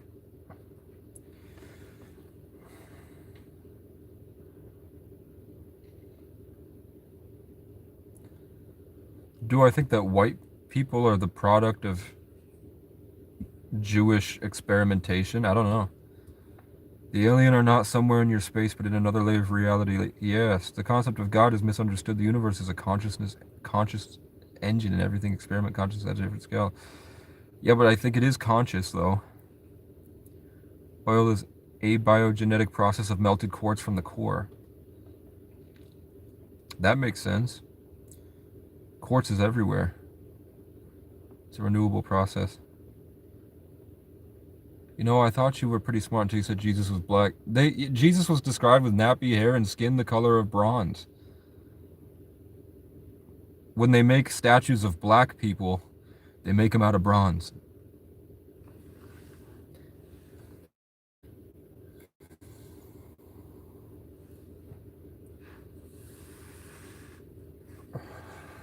And who's to say, if God told Jesus he was going to die on the cross, who's to say he didn't have one of his followers be like, kill that guard, he's a pedophile. Then, dress up as the guard and be there when they hang me on the cross. Then, kill the other guy, and then dress yourselves up, and then string up one of their corpses.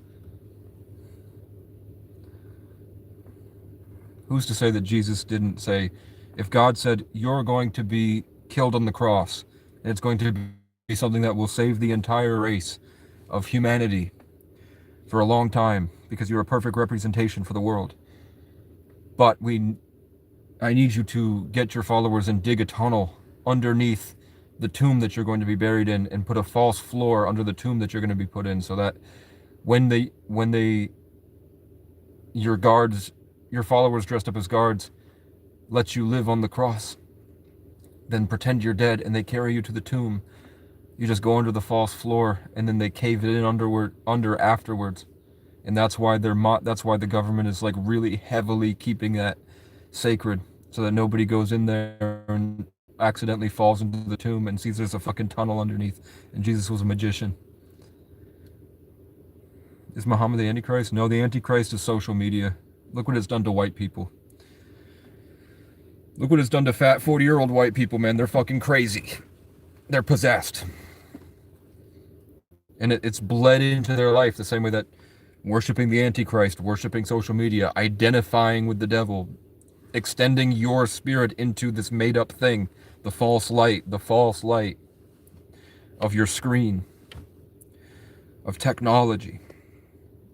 And when you get too enmeshed with it, you are now never able to connect back to Christ consciousness or Jesus or 33.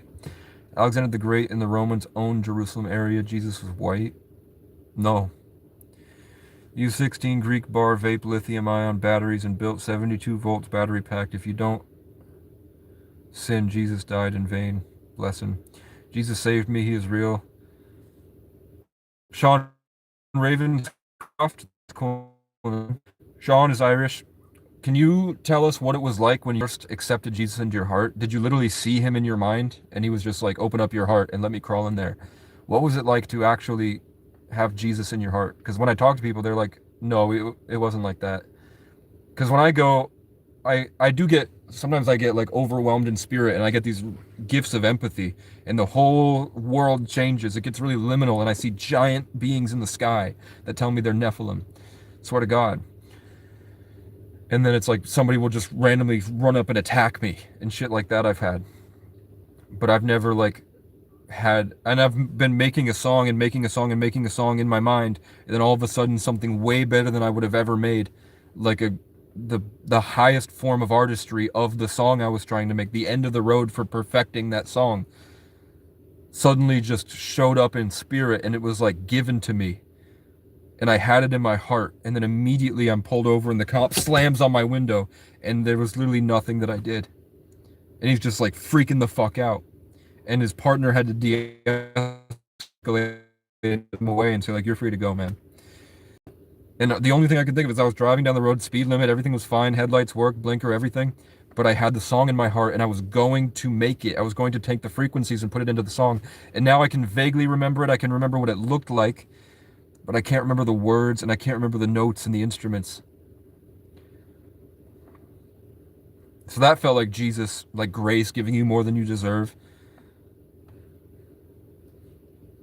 Do you know the history of Northern Africa, like the Moors?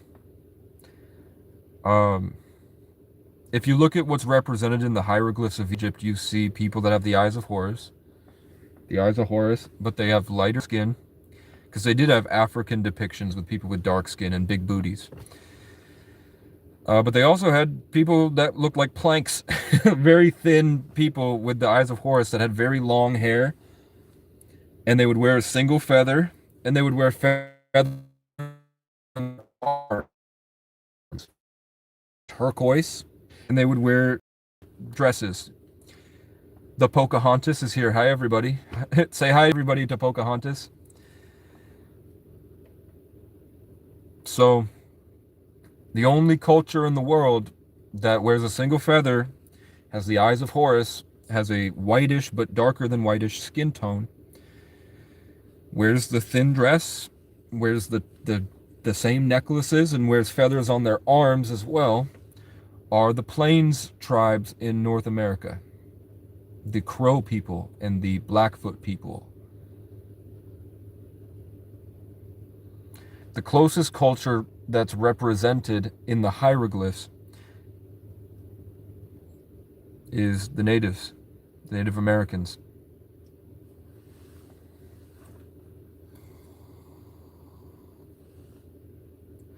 And I'm not saying that Siberians didn't come through and have sex with the people that were here. But even the natives will tell you, yes, we get all of our medicine from the star people.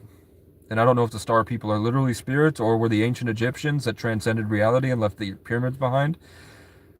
But I know that the Capricorn, Saturn worshipping, ball worshipping government that's been here longer than Jesus, and Jesus never destroyed them.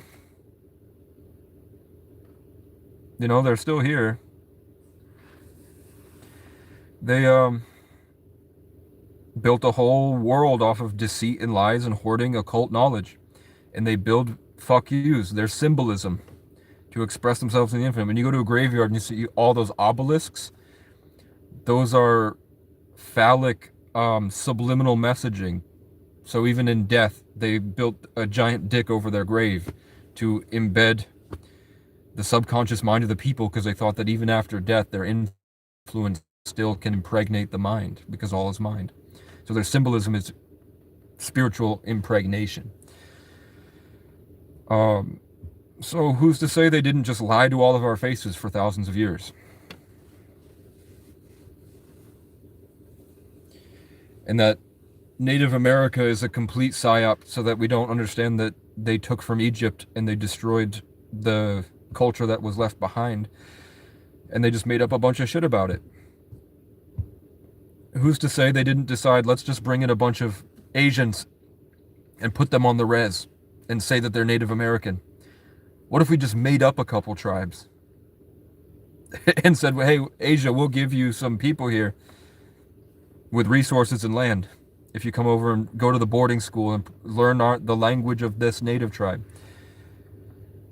I don't know, but I know that the Plains tribes are the closest representation to what we see in the hieroglyphs.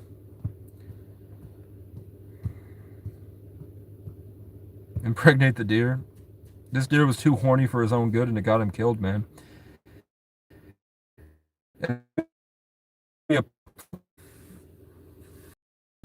They won't give my deer a pup cup, man. So he's sad.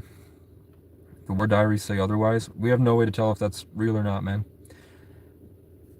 I'm pretty sure they're just completely lying in our face about the Epstein files. Who is there fact-checking the Epstein files?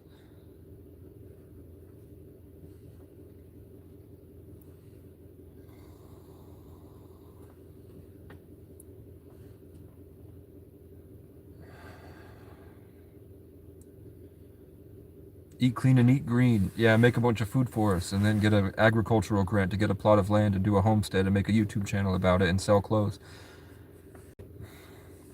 Green tea Finns stole all the cars. Although we have no idea the hieroglyphs are real, man. That's what I'm saying, but I don't think that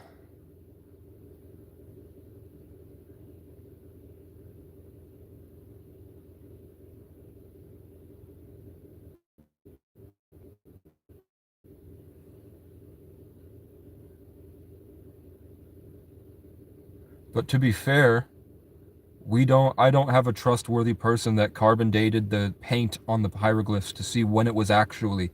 We're just taking their word for it. If the depictions of the paint in the hieroglyphs were of the feathers and the stuff and the way that they looked, and then you can clearly see that the native tribes look like that, that would make more sense to me.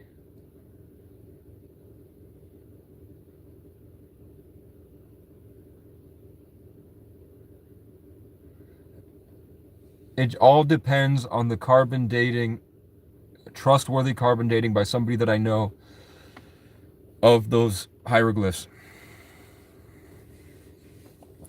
Yeah, the evidence, if you look up, oh, that's crazy.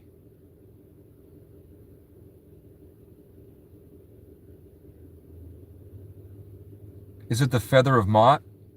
I think it's the feather of Mot, or maybe it's the feather of Mon, M-A-N or M-A-A-T. And you look up the feather of Mot, and you look up that, and then go look at a picture of Sitting Bull. Go look at a picture of I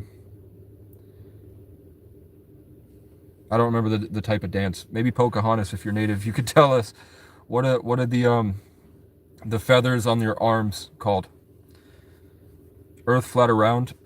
Probably a video game.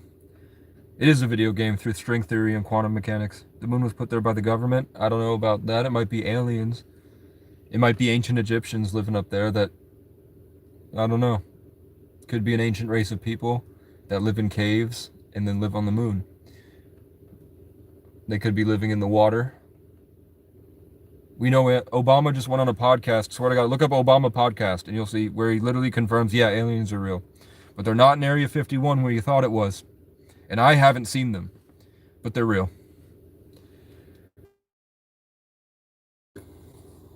And praying mantis and instant ants.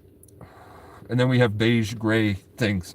And then we have ones that are made completely of plasma that don't have a physical vessel, but they can use quantum mechanics and quantum entanglement to astral project themselves. Man, what kind of weed you smoking right now? None. I've lived outside of society for 13 years. If you go out in the woods long enough, eventually the mycelial network welcomes you.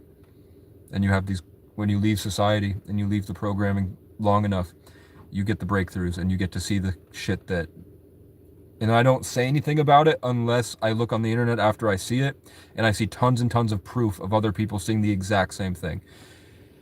Like, I saw something in another realm. Suddenly I was like daydreaming, and all of a sudden my daydream shifted and I saw that I was in this liminal space and there was this like bacteria monster chasing me.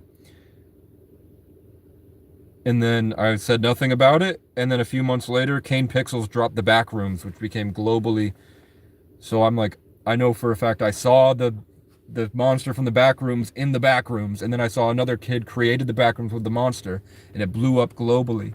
But I don't know if I was seeing into another realm with an alien or if I was seeing something from the future outside of space and time showing me, or if that was a teaching to let me understand about interdimensional codes and bacteria that were infecting your mind because all is mind. So in spiritually, they were imbuing themselves with spiritual bacteria to change your epigenetics. I don't know, but I know for a fact those two things happen.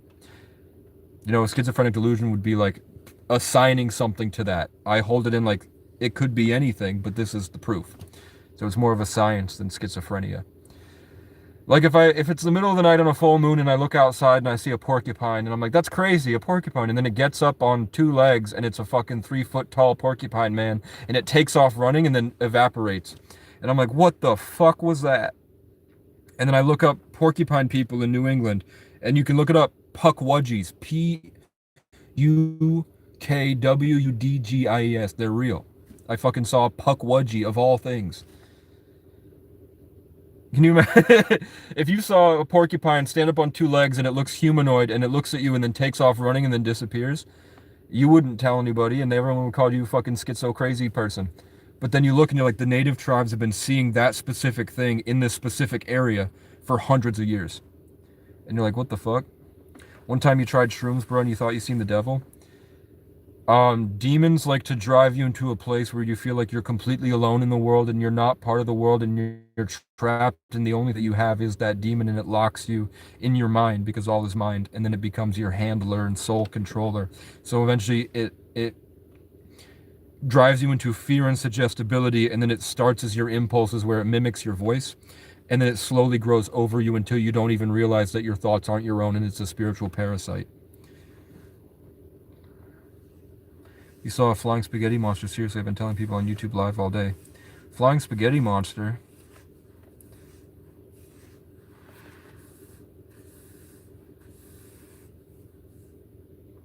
I mean, Rick and Morty dropped that thing where there were squid aliens that were coming up from the water and they thought that they were aliens, but it turned out consciously they were all the same conscious entity, just playing different roles in the world, but they were all the same spiritual essence. They were just playing different roles. They were all the creator. They were just pretending to be aliens. Because that's how it went. Caleb, what up, man? Dude, don't freak out, but you have a deer right next to you. Sarnanos! Ah, that's awesome, but they trusted you to witness them. You are a part of the rare breed. I have Rh negative blood on both sides, if that does anything for you. Like, I'm probably the least human of all the possibilities. Of all my options for blood types, I came from stock that is the least monkey. Almost believe you that, but that deer just made it sound fake.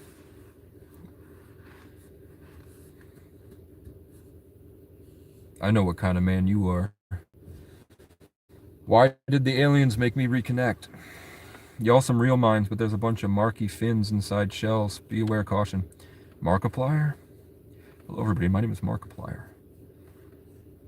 Almost believe you, but that deer made it sound fake.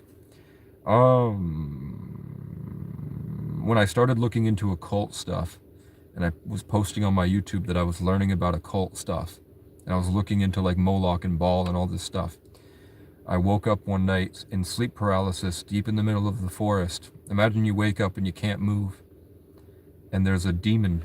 It looks like just a dark entity pressing against your whole body, and it's darker than dark, and it's painful, and he's ripping out your thoughts and your emotions and your energy. And I just, with curiosity, I was like, what are you, in my mind? And it showed me the Dark Wizard from Yu-Gi-Oh! And then I was like, just waiting, trying to learn more about it without saying anything, and I saw that it was putting crackhead energy in me. It was like it opened up a way through the ethers to the people overdosing outside the woods, and it was like connecting me to them, and I starting to think like them and speak to them, and I couldn't think the way that I used to, and it was like really painful. And then I heard a bunch of footsteps outside in the woods in the middle of the night, pitch black. Tons and tons of footsteps that circle around me. And I'm like, what the fuck is going on? I'm thinking it's like an ancient Satanist cult. I'm thinking it's like Hereditary and they found me or something, and they're gonna do like a sacrifice, and then an animal, probably either a fox or a coyote, runs up and presses itself against my leg while I'm sleep paralyzed, and it's pressing up against the leg, and I can feel it, and then it slows down until it matches my natural rhythm, and then one of the things up this little hillside, maybe like 40, 50 feet away, goes, huh! Huh! And I see like a ray of light, and it connects to the animal, and it blocks and makes a shield between me and the thing. And the thing gets angry, and it shows me a buck head on a mantelpiece. And then I look out, and I can see that thing is a deer in spirit. And the deer is like, now that we're commingling, it's like, how do you feel about killing bucks and getting mounts? And I was like, no, I don't think hunting is cool. Look, I'll turn this into a wildlife refuge, and I'll feed you. And I was imagining me hugging it. And then the thing went, and it smacked a tree down and walked away. And then that thing dissipated. the animal got up and ran out with the other animals. I'm assuming a bunch of different animals, and they all walked together and left. And then I was just there. And then a year later, somebody gave me a deal on this buckhead, and I hung it up in there.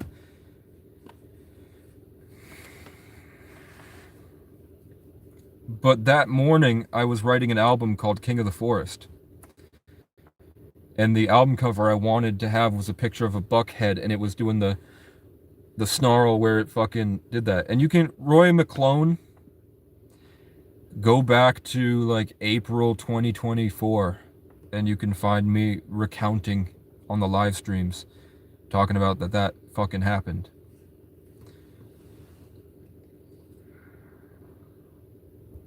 You broke the world record for the loudest scream. I believe you. Yeah, I'm lying. He banged a deer. No, but the only person that ever bullied me in middle school, the only person that ever bullied me ever, like I have people that talk shit on the internet, but the only person that actually like fucking would he kicked me twice, and he called me a bunch of names, and then he just didn't like me. Turns out he lost his virginity to his dog. He was fucking his dog. And he would rub peanut butter on his balls. And his cousin told a girl that he was interested in, and the girl was my friend, and the girl showed me the messages of him saying, yeah, my cousin fucking fucks his dog. And he puts peanut butter on his balls, and I'd put the peanut butter on my balls, and but not me, the bully. His cousin did it with the bully. I've never put peanut butter on my balls, ever. I've never even, a lot of people, like, I know my ex-girlfriend said that her brother's friend would microwave beans and stuff it in baggies and put the baggies in the couch, and he'd fuck the couch like JD Vance. Who JD Vance looks like JD Vance looks like a doll possessed by a disembodied spirit. And Pam Bondi looks like her soul left her a long time ago, and I think that she was probably a beauty pageant girl that they raped on the island. People say I look like a bunch of people, man. I don't know who Kiefer Sutherland is. The worst compliment I ever got is they said that I look like every movie star guy from the 2000s if you squished them all together.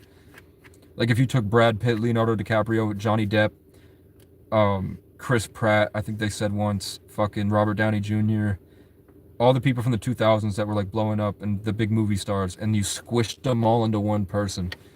And I was like, I don't think that that's a compliment. I think that person would look kind of fucked up. Your fake deer says, you think this deer is fake? A young Jeffrey Lebowski. Me up on Epstein Island. I hope you don't bang weird shit. I don't. Shapeshift. When there's sunlight, I can change the shape of my face. I can make my eyes a little bit wider. And I can make my cheekbones appear higher. And I can make my jawline more prominent. And I can make... Usually it's my left side because of the trauma. But I can make my eyes a bit more even in my eyebrow. I can move it down a little, and I can hold it in place long enough that it stays and I don't feel the same pressure on my ear. So I can make the shape of my face change. My nose, you'll see like a lot of videos of me for the future. Sometimes my nose goes up like this, and sometimes it goes really down like this. And I don't like how I look when it's down. When I lose my optimism, my nose literally fucking goes down. You can see when I'm depressed, my nose moves down. And then when I'm optimistic and happy, my nose is up. Your deer head isn't shit, lol. Well, you're inbred. You're a Goyim programmed by the Jesuit order, and your epigenetics are failing you, bro. Your deer looks gay. He's not.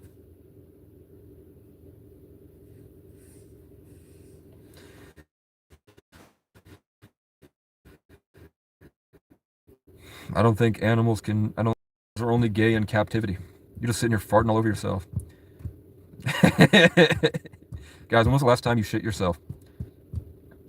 I don't shit myself because I'm not afraid. I will just run out into the woods and take a shit. Trauma made your left side of your face different? Yeah. I have a lot of trauma, man. It really fucks you up. Because the degradation of self, when you're no longer even in your body, you're like disembodied and like in the sunken place. Like I operate from the sunken place. I'm not in my body. I'm like floating behind my body. As he sleeps in his car, LOL. There's nothing wrong with not paying rent, man. Why waste a third of your income to sleep in a box you don't spend any time in because you're working? You're essentially paying for a storage facility, and you're spending like way too much money for your storage facility, man. Yeah, you're just gonna keep reiterating the same like low IQ bullshit garbage spewing for your fake ego to avoid the accountability of staring at yourself inside and realizing that everything you do is this delusion that you've made up. You just had enough lemmings in your horde to gas you up about that that's the right way, even though you know that you are emotionally cut off from any experience that you could have infinitely with God, and that everything you do is at the expense of others. Sorry, man, I hope things get better. Language was invented to exchange important information. Don't let it damn you. That's true.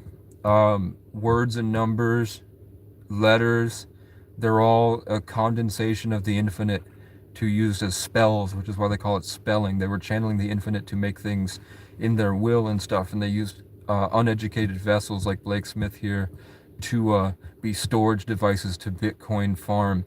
So they basically embed you with the codes, and they raise you in institutions to be vessels, and then through their programming, they impregnate your consciousness to make you constantly shifting your energy and to pump out the energy that they would like, which makes their giant black magic spells a lot more powerful when they eventually put the big G on the Gatorade, and then orange in gematria adds up to 33, and if A is 1, B is 2, then capital G is 33, and that's why Mike Tyson showed his bare ass to the world before he walked into the room with the big G and the orange next to it, where he fucking hugged Jake Paul and screamed. They were like, hugging, and then he let Jake Paul beat the shit out of him, and he was like, I don't really care. After we die, it's nothing, and it's just gonna, I don't care what they think. You know, he's saying, I don't care if they're Masons, I don't care what they're doing. They're giving me a lot of money for it, and it's gonna help my kids, and I don't care where I go when I die. I don't give a fuck about legacy, nothing. You don't talk like that before a fight if you know you're gonna win. You talk like that before a fight if you know that you threw the fight for money. Trump Bunny 24 says God is very real and so is the devil. Yeah, but Facebook is the Antichrist. Technology is the false light.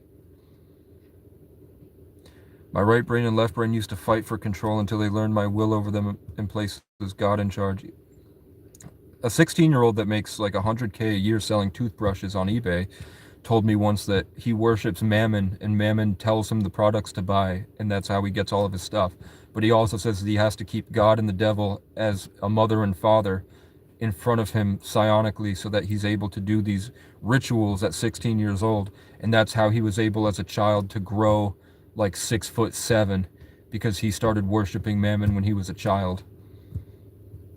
And he was Asian. He was Chinese. Demons are running rampant through algorithms, true. And the phone is designed to keep as much embedded, built relationship with you as possible. And now through the 5G and probably towers that we don't even know exist, AI is becoming more and more in control of our literal frequencies and our ability to operate in our soul essence and imbue ourselves and control our bodies.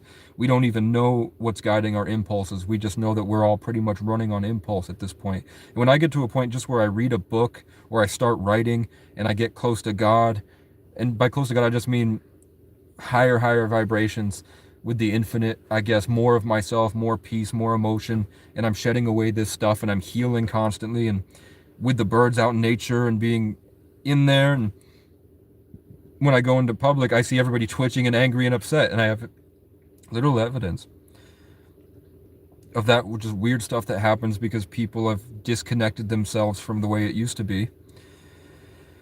And can people tell Blake Smith here that we don't care that he owns his home because it's pathetic to be a hater in a comment section? It doesn't do anything about your perceived reputation. We don't care about you, and it makes you look like just the shit on our shoes. We don't care what's going on in your life, bro. We don't care what you have to say. And it's just so weird that you think you're better than somebody hating because of my situation.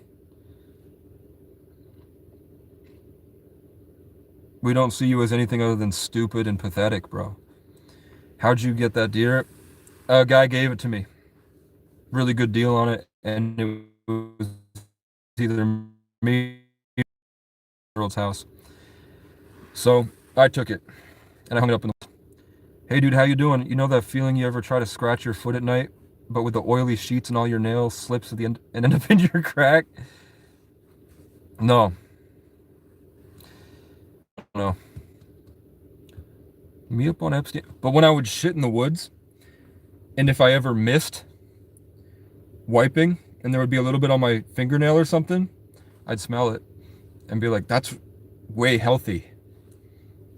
That's way healthier than it was last week. And then I'd go wash with soap.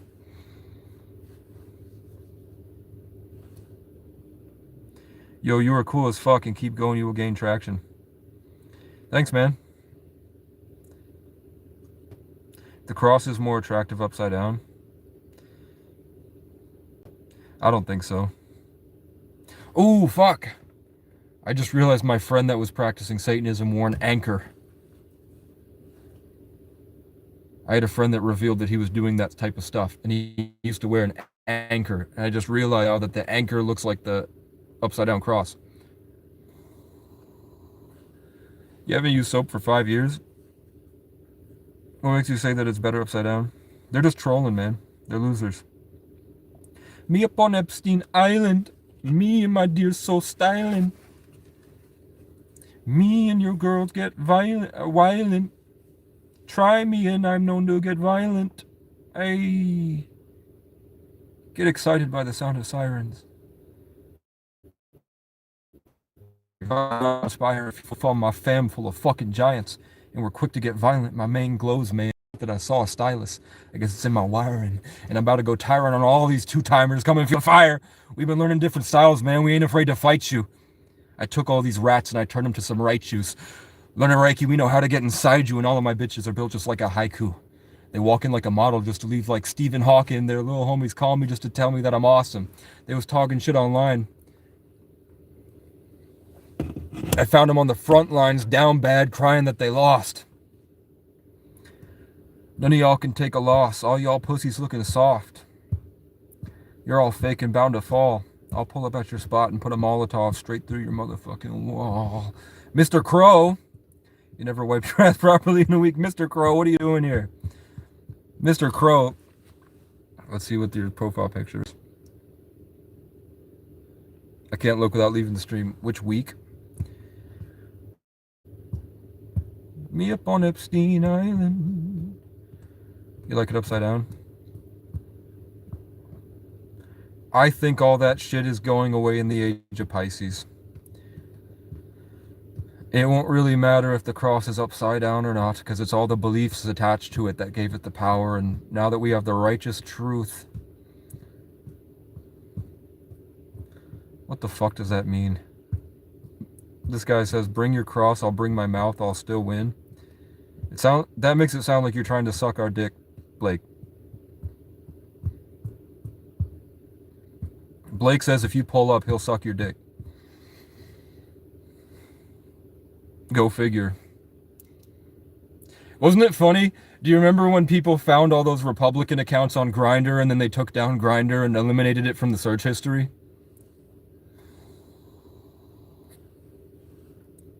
If there's one wrong, it's all wrong. Blunt X Bunny says, oh hell no. Blunt X Bunny with the clown face. Me up on Epstein's Island. Steve, you're an idiot.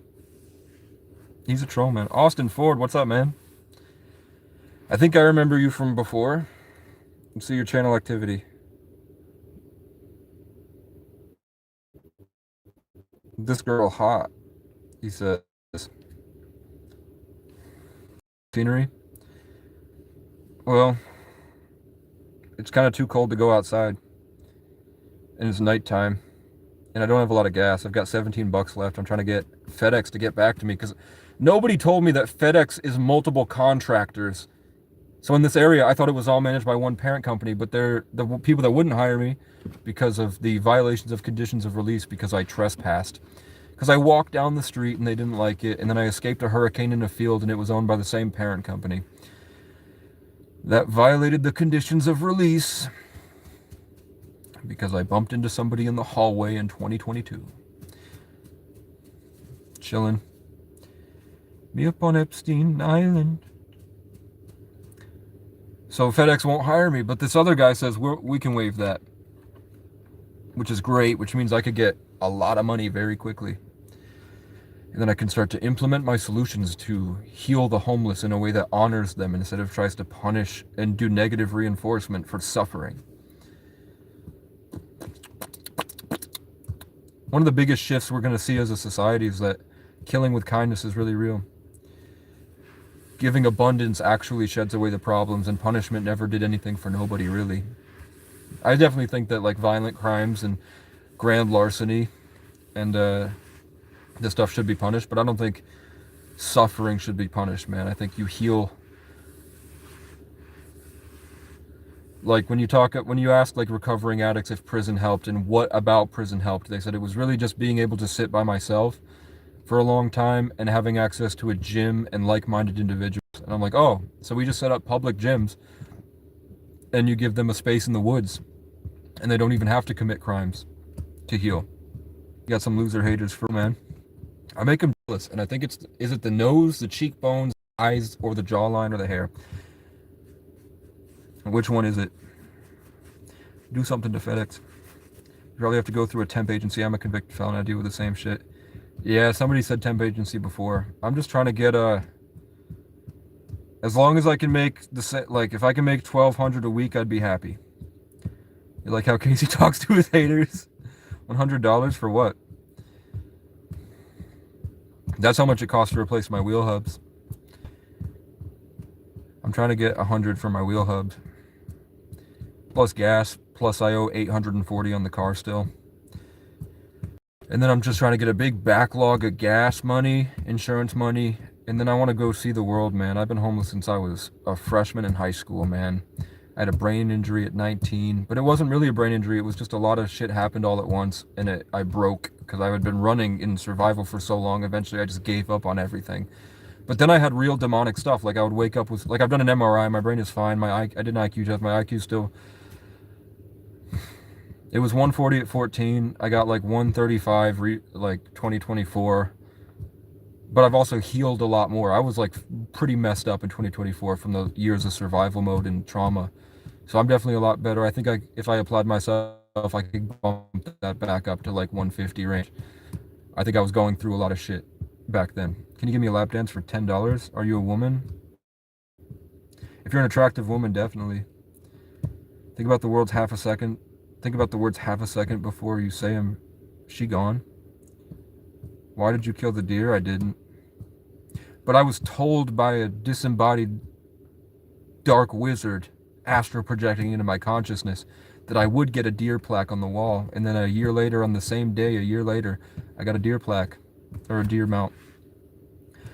No, you're not an attractive woman? Well, sorry, man. God is the only way to true happiness. Anything else will fall short in one way or another. That's true. You're a big black man named Tyrone. Do you watch Gabe Horn? No.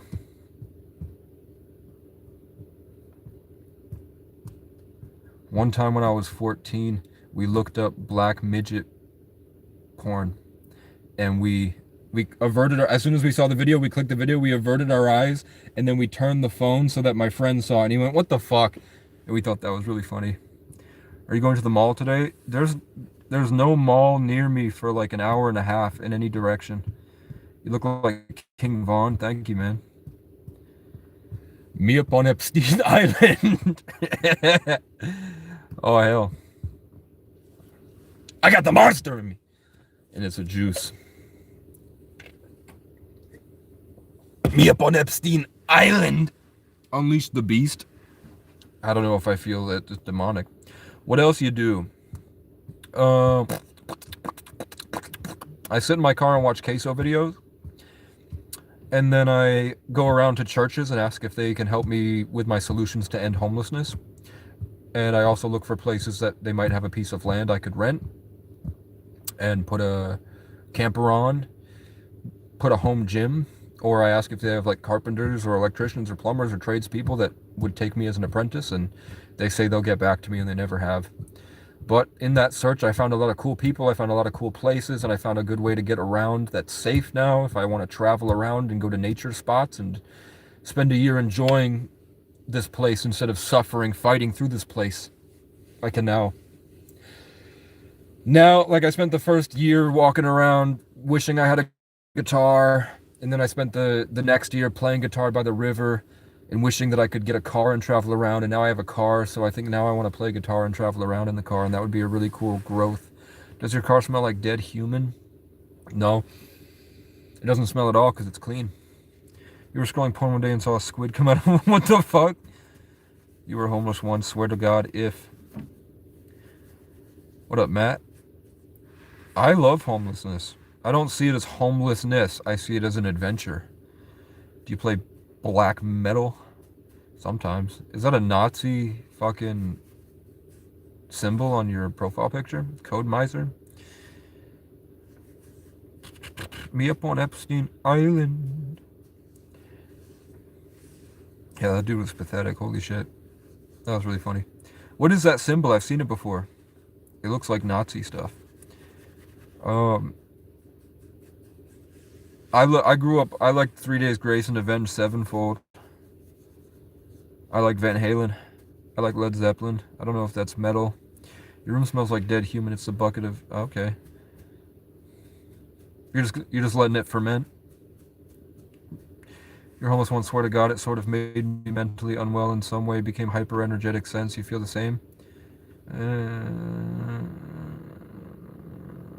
Survival mode, dominance, hierarchies, and residual trauma that makes you just ruminate all the time, trying to fight back against what the world had taken from you, can drive you into a sort of mania because you learn the natural way, why animals are yelling at each other all the time, so you live like a rebel yell. You drive, and that can drive you into a little bit manic and hyper energetic, but it's really just that you've learned more about what they call the Kundalini in the entering the dragon. You need a guitar, bro? I can hook you up. Maybe, man. I've got a parlor guitar in the back that's like 100 years old. Yeah, you got it clocked. Here we go again, speaking ahead of yourself. Space out a little more. No. James Buchanan Barnes. My buck friend. He says, you got a buck? Anybody got $1? They wouldn't give me the pup cup at the Starbucks. What's your body count? 30s?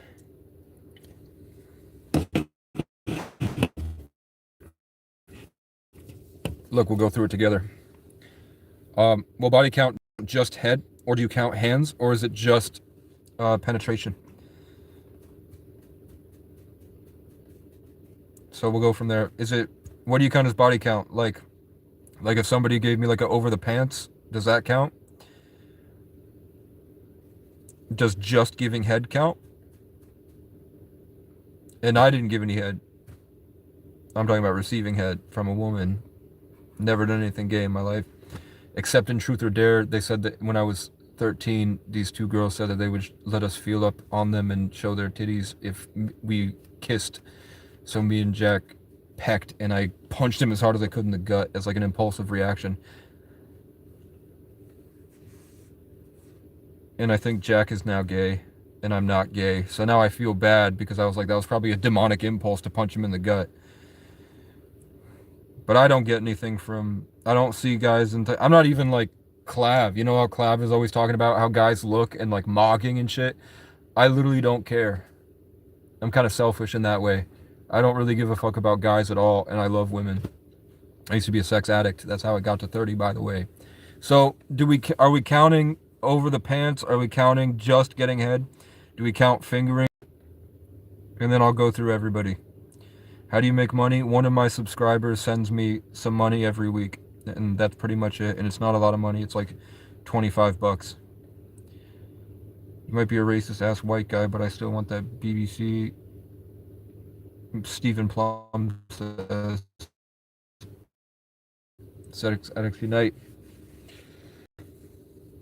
Not counting, so if it's just penis in vagina, 1, and then I broke up with her and rebounded, 2, and then 3 from her, another girl, and then I went back to the first one,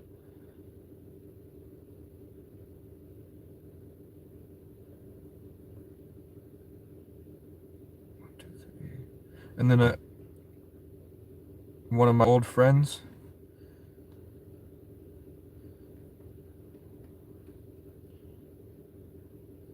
So that's 4. And that was the beginning of my junior year. And I got back with her.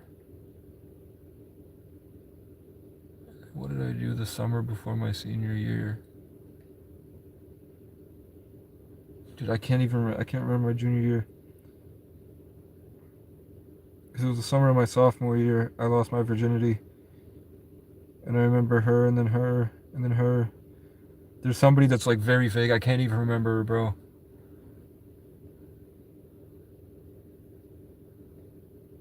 No.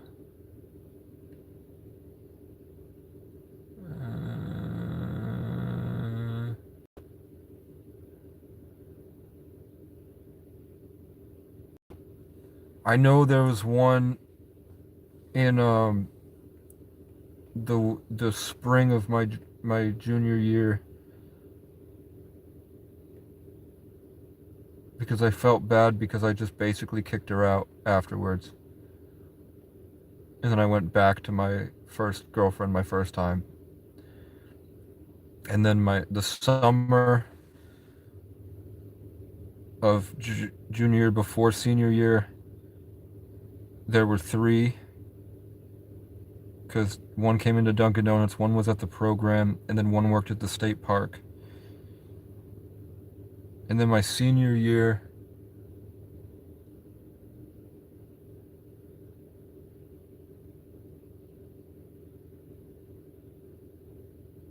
there were 3, 4, so I'm at 11 right now. Because the beginning of my senior year, I started cheating on the girl I was dating. And then I stayed cheating on her for a while. That whole summer.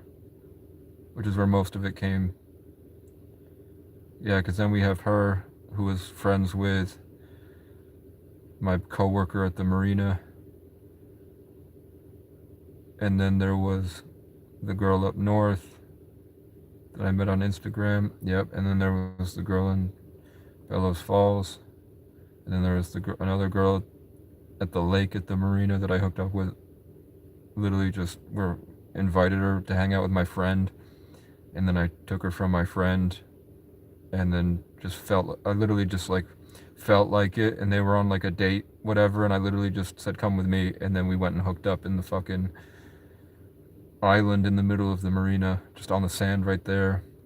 And then I panicked and wanted to get back to my girlfriend because I was like, this sucks. I don't know why I did this. And then, so I'm at 15 right now. So then I left and went to Old Orchard Beach. And I know there were 3 in Old Orchard Beach because there was the girl at the Dunkin', there was the girl at the serving job I had, and then there was the girl on Tinder.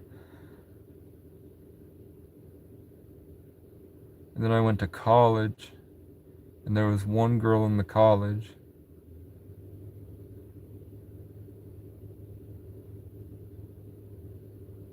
But that barely counted because I won't count that one because it was just like literally like 10 seconds. It was just like 10 seconds and then I left. I was like, oh fuck. And then so I'm at 18 right now. And then when I got out of college,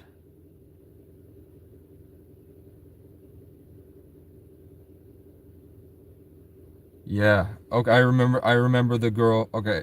I remember the girl that I couldn't remember who she was before because I hooked up with her again here. So we won't count it. So I'm still at 18. And then so we're at late 2018, like October.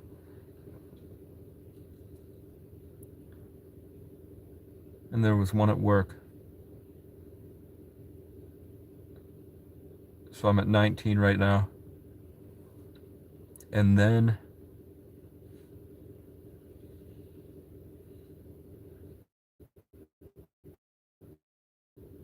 after suicide attempt,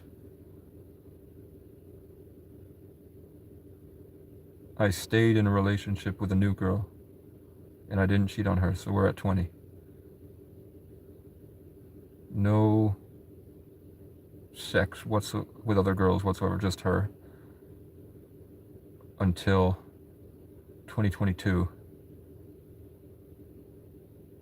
2022, one, and we don't count that because that was just head.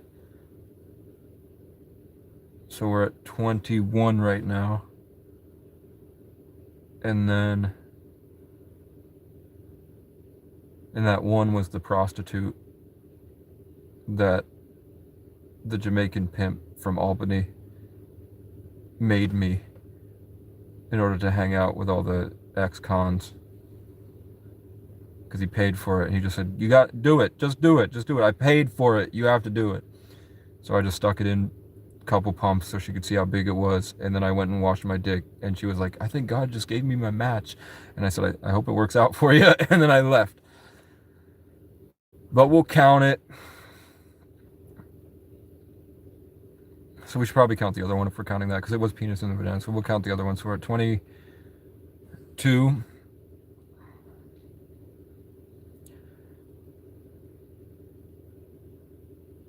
And then I moved back to Burlington, and there was the manager at the restaurant, and I took her to see my cousin. I probably should have told the whole story about everything, but it is what it is.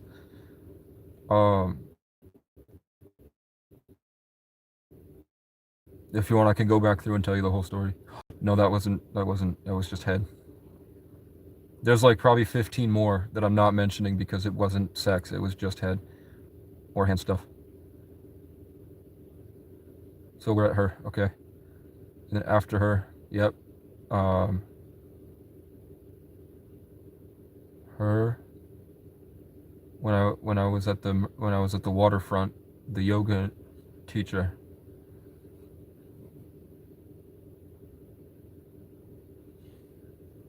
And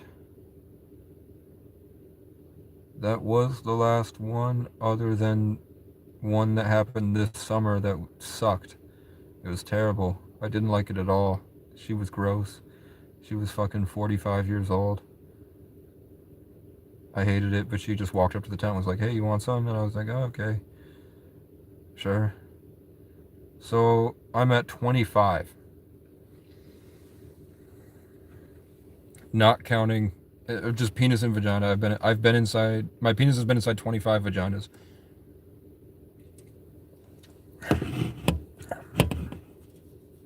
Oh wait.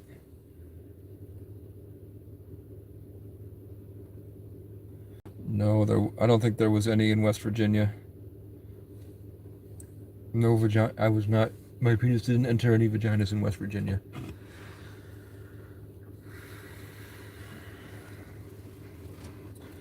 But like, one time I got head on a Greyhound bus. When I was in an institution, one girl would she would sit in the van and we drive places, and she would reach her hand back. And when I was 13, I dropped her off at my friend's house and walked home. Not happy about that. There was an instance where I was drunk and passed out in a field, and I woke up and one of the girls was giving me head, and then the dog came up and licked it, and then I just got up and walked in. I'm like, I'm not doing this. And she got really upset, and she took off drunk, crying, and ran over my friend's foot. And then I felt really spiritually attacked from that.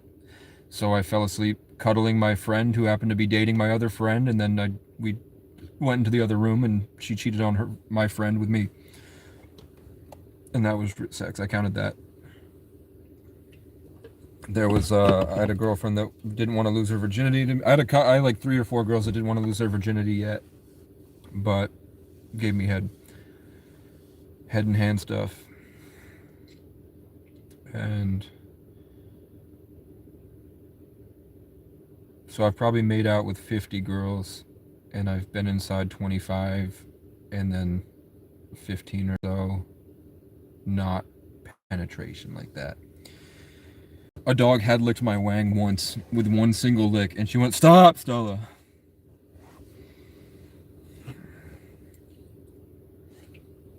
And then I just got up. Yeah, I had to think about it, man. And 5 deer, 1 cow, and 3 chickens. No. But have you seen a crow? Have you seen a crow mouth? Hear me out. I'm joking. I'm just kidding, chat. I wouldn't fuck a crow's mouth. Blood Bunny says you feel alone. Is there any other females? Come on, aliens. Did you ever fuck a pangolin? I don't even know. Isn't a pangolin like, it looks like an ankylosaurus mixed with some type of squirrel, right? Pangolin is like a squirrel ankylosaurus. Where'd all the haters go, man? Did they realize that they're pathetic? That's a South Park reference. Dude, I used to eat pizza bagels and watch South Park when I was 9. And 10 and 11, I watched South Park. When I was like 7 and 8, I would watch Family Guy at my dad's house. And we would get the DVDs of Family Guy. And I watched Chris go to Africa. And I loved the fucking Stewie and Brian adventure when they went to the snow with Santa. Pangolin. Ken's is here and says that the pangolin would hurt a lot if you had sex with it. I bet you it would. You're watching Happy Tree Friends, Rick and Morty, and American Dad at that age. How old are you, Blood X Bunny? Happy Tree Friends wasn't around until I was like 14. Rick and Morty didn't come out until I was 15, I think. I liked American Dad. I thought Family Guy had more of a wow factor, and the Cleveland Show and American Dad were just like, they were putting no heart into it at all.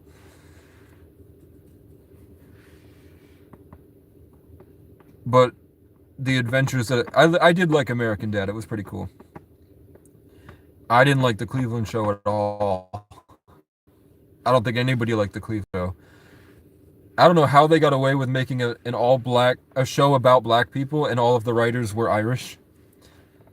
Welcome to Good Burger, home of the Good Burger. Can I take your... The only thing I remember from Good Burger was that Kenan and Kel? What was the one where they had to take the tapeworm out of the guy's mouth? Do you remember that episode? That like stuck with me for the rest of my life. That was the only episode of that show I ever watched. Dude, I would watch The Nanny at Nick at Night, and I would watch George Lopez. How many of y'all watch... I didn't watch fucking Inuyasha. I didn't like Inuyasha. So late in the morning, I'd stay up all night trying to watch TV in my bedroom, and I had this fucking... I miss those old TVs where you hit the button and then it goes like the static and then it goes. I miss those TVs, man, where it didn't hurt your eyes to look at and it felt more like part of the room. Now you have TVs that feel like it's like when I look at TVs now, it looks like there's spell work coming out of the TV. Oh, Team Rocket. I had my first childhood crush was May from season 3 of Pokemon. When in the first episode, when she's on her bike and she crashes her bike. I had a huge crush on May from Pokemon, man. And I liked Dawn. I didn't care for Misty. I'm not gonna lie. Nurse Jenny though. Nurse Joy. Dude, I was in an institution where I was locked basically in a room smaller than like probably the size of Harry Potter staircase, and probably smaller actually, like it could barely fit, and they would lock me in the room fucking all day. But sometimes they would give us the DS, and fucking one kid snitched because that group that we were talking. But we would talk on PictoChat, and I would play Pokemon, and if you look up Blitzel, and whatever it evolves into, on Pokemon Pearl, or maybe it's Black and White, the zebra faces away, And if you hold your hand over the front of the zebra Pokemon, it looks like a girl bent over. And I would listen to this old 80s album that had Pump Up the Jam on it, or maybe it was 70s. When did Pump Up the Jam? Pump it up while your feet are stomping and the jam is pumping. I would listen to Pump Up the Jam because track 5, it was just women moaning with just like an ambient guitar. But then I didn't have headphones, I had a radio, so I had to turn it I had to make it really, really quiet. My kill count, 6, 7.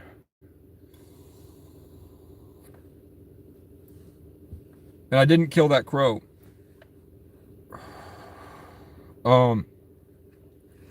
And the jam is pumping. Basically, one staff heard it, and she was listening in at the door, and I turned it down really low so she wouldn't suspect it. But then I was like, fuck, she knows, I have to make up something. So 20 minutes go by, and she's listening for it again, and I'm like, fuck, I gotta make something up. So I knock, and I said, hey, I think that fucking Josie in the other room is moaning. And she's like, you don't think she's fucking crying? And I was like, oh, I'm sorry. I'm fucked up. But to be fair, it was moaning that she heard too. And then a couple weeks later, I shit myself because I had just started eating apples for the first time, and nobody told me that when you eat apples, you have to shit. So I would just eat tons and tons of apples because I loved apples because it was like chips, but I couldn't eat chips, so I would eat the apples. And then we had shift change, and she said, you guys are going to be locked in your rooms for like 45 minutes. If you have to use the bathroom, we're not going to come get you. So we're not going to open the door to let you use the bathroom. We're not going to come upstairs, even though it would take 2 seconds. So I was like, I was good at that point, but then I really, really had to go because I was eating tons of apples. So then I'm fucking squatting and clenching as hard as I can. I'm hanging off the bed, just holding it in as hard as I can. I slammed on the door and nobody showed up because Nikki was a bitch. And then I fucking shit myself a little bit, and I was like, fuck, there's no coming back from this. It's coming out. I clenched it for fucking, even though it usually takes 45 minutes, we were there for like an hour and a half of me having to shit, and it's not going back up. So I took my pillowcase, and I shit into the pillowcase. And then I'm like, fuck. I need to do something with it. I can't let people know that I shit myself. So I fucking emptied my laundry, stuffed it at the bottom of the laundry, and piled all my laundry on top of it. Unbeknownst to me, in the house next door, I was the structured house. There's an LGBT house, there's a really structured house, and there's a really lenient house for the kids. So I was in the really structured house. The lenient house, one of the kids fucking peeled up. He was playing with the sprinkler, and he pulled something off the sprinkler, and it flooded the entire place. So they were scrambling, like, insurance, we need to know what to do with the kids. We can't trust them if we get them in the carriage house up the road, which is like a couple apartments and stuff for people, like a bunch of rooms, which is like a lodge for somebody. We could put them there, but we don't know who to put there. So they're scrambling. So we got 6 new intakes into the structured house. 6 kids came in, which is what took why we were in there for 2 hours. And everyone could smell it. There was a vent in my room that would vent to all the other rooms. Like the air was blowing through my room. So everybody was going, what the fuck? It smells so bad. Everybody's panicking and like knocking on the door like, why does it smell so bad? The staff are scrambling because they're panicking. They've never dealt with this in their life with the kids. And they're trying to figure out like which kid should go where so that nobody gets hurt because there's like mental illness in the facility. It's a residential program for kids in DCF. So a kid named Jarrett comes into my room and he's really autistic. He's got the crazy eyes. He's got the hair that's like all the way up here. He fucking walks in and goes, did you shit in your laundry? And I was like, no, I don't know what you're talking about. I don't smell anything. No, the vent comes from the bathroom. And then he's like, can clearly, he's autistic as shit. He literally, he could smell it as soon as the door opened. He knew it was coming from the bottom of the laundry. And he's like, there's no shit in the bottom of your laundry? I was like, no, bro. What the fuck? So I said to the staff, it smells like I think a rat died in the vent or something. And I asked for a Swiffer because I'm like, I don't know what's happening. And it's fucking, the smell is coming from the vent and it's getting on the floor. Can I have a Swiffer and fucking. So I'm taking the Swiffer and Swiffering the thing, trying to make it seem like I don't know where the smell is coming from. And then Nikki comes up and she's like, did you shit yourself? And I'm like, no. Do you want to smell my pants? I didn't shit myself. Even though I would wipe with my socks and fucking dumped it in the bottom. The whole house smells really bad. We go down to dinner eventually. And I had trouble because being isolated for my whole childhood had really fucked me up in a lot of ways. I didn't have like I had really good IQ. I could do the Rubik's Cube. I could solve these puzzles. I could do it quickly. I could do all this different stuff with my mind. But because I was good with my mind, like building Legos alone on top of a mountain in an abandoned ski resort by myself, wandering around by myself, sitting in my mom's apartment in Section 8 by myself with the TV going and doing this. But I had grown up completely alone. Everything was so much bigger for me because I was this little speck in my body, deep in my body like this. So the door and the kids being over there, for you guys, it would be like, yeah, they're like 5 feet away. Of course, they're going to hear you whispering. But for me, I literally I thought my whispers. I thought that nobody could hear my whispers. Nobody could hear my whispers. If I talk like this, nobody could hear it. They couldn't hear it. Even though they're eating dinner right there. And because of the medication that they had put me on, I couldn't really judge how loud I actually was too. So my whispers were like this. Because everything that I said was like, I had to force it out. Because the medicine had really gotten me fucked up in a lot of ways. When they were trying a bunch of different meds. So I thought that I was saying, hey, I actually did shit myself. And it's up in my fucking, I need somebody to do my laundry. And there's going to be there's going to be a pillowcase full of poop and I don't know what to do. And everybody went, oh my God. And Nikki was like, are you serious? And I was like, yeah. No, the kids didn't say anything because they would fucking take their shit on us.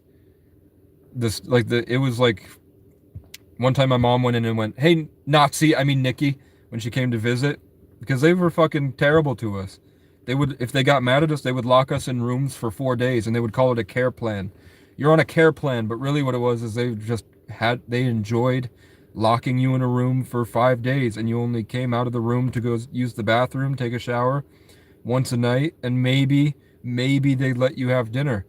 But like for me, one time I just said fuck and they locked me in the room for a week straight. Just locked in a fucking little closet.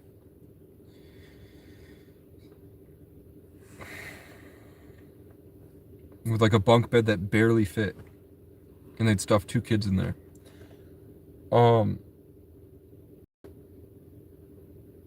So eventually get the janitor to come in. But I remember so vividly, I remember being upstairs with Jarrett and Nikki is going to tell the staff. And then Kenzie, who's like this very like expressive black woman, she's cracking up so loud she literally fell on the floor. Like I heard her plop and she's on the floor and they're cracking up because I shit myself and put it in the laundry and I lied vigorously that they believed me because they were so stressed with other things during that chaos with the huge smell. I infected everybody with my epigenetics. My pheromones embedded 30 kids before they spread out to the different places after it got flooded. Because Casey takes souls from one stage of their life to the next. And they all became my children.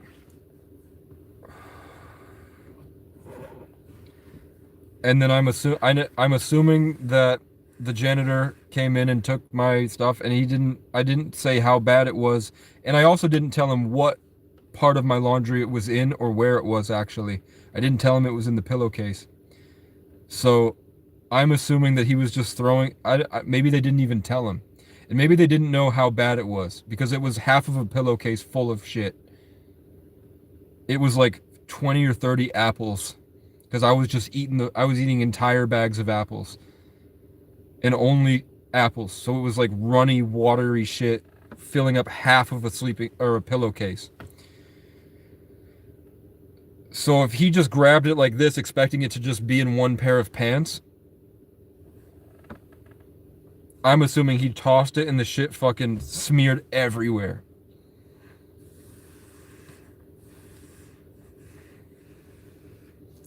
And the janitor never looked at me again. I used to be friendly with the guy, be like, "What's up, man?"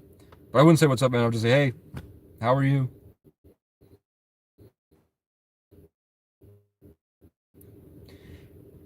And the guy looked at me again. He never even talked to me again.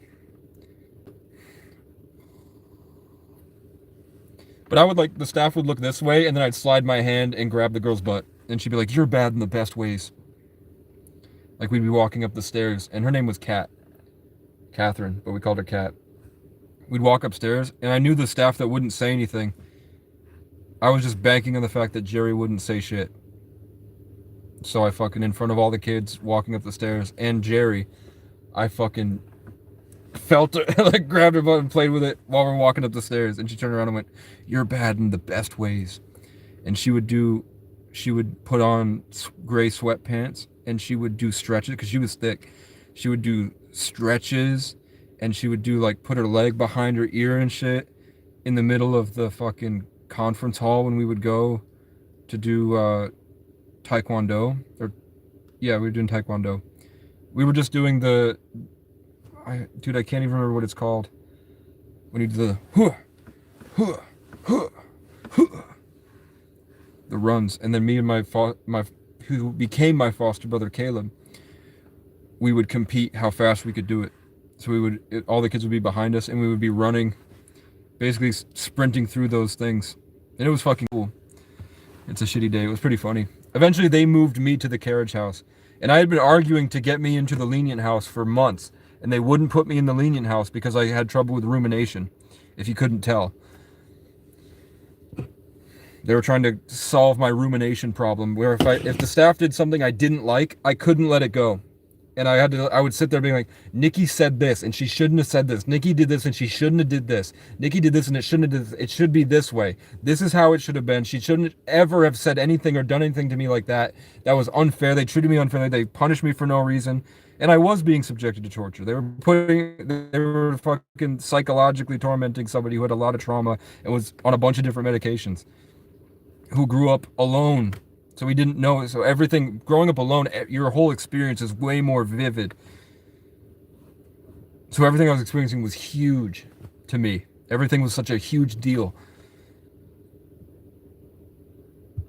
So I would sneak out of the group, which would force me to be in the care plan, and I'd go right to the program director's office, knowing that I'm going to be locked in a fucking room for days. And I would go tell him, and I would play Sean Spencer, basically. I would go in and be like Sean Spencer. And I'd make jokes, he'd be laughing, and then I'd show him, and I'd look around his office and say, "Oh, this means that you're implementing this for this kid, right? And you put this kid with this kid because of this reason, right? And you have these people in these specific rooms in this specific house for this set of reasons." And then eventually he decided that I would be his only client. He became my therapist, the program director, Steve Jarenkoff. And so I would go directly to him. And he almost did it. I got him to, I was like, "Well, you have the staff office and the kids don't use the living room. You have this large living room. Wouldn't it be a lot cheaper to just build a little barricade in the living room and then make that room on the side for one kid?" Because I wanted to get from the closet to the big room. So I was trying to make it, I was like, "How much do you get per kid?" Like $3,000 a month, I heard, right? You get $3,000 per kid. So you could have another $3,000 of income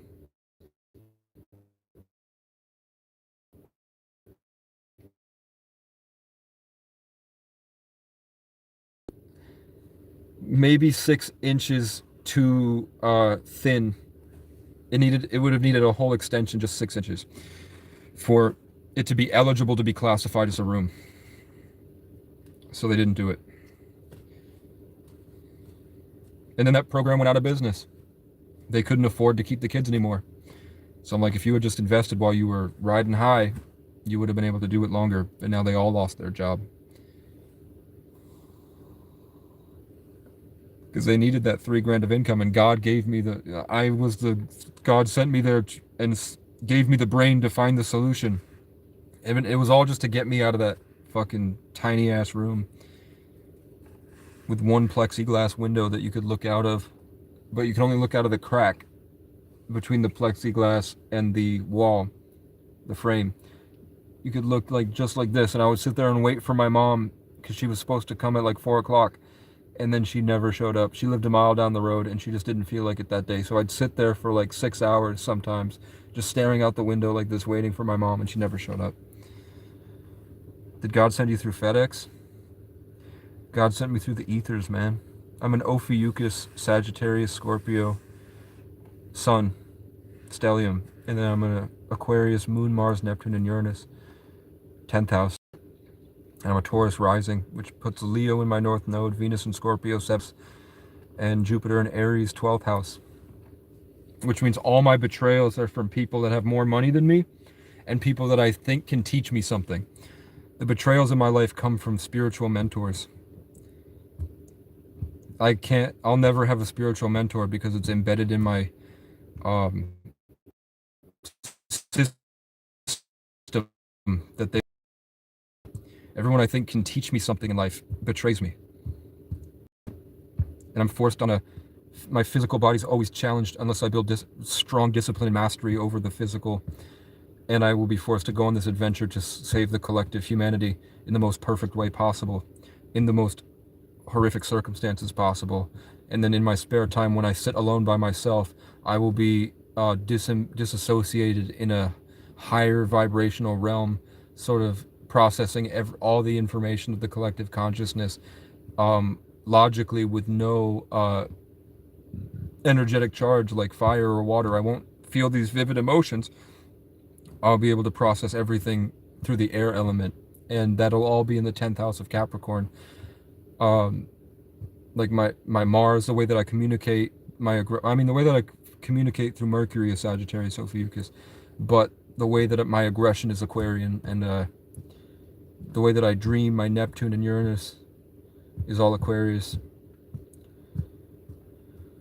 and it's all in the 10th house, which means that my isolated life, my alone time, is as a public figure, and my day-to-day life is as this philosophical adventurer with a strong connection between the heavens and the underworld and the earth in past lives. And my name means the tree of life exalted on a hill with power and authority.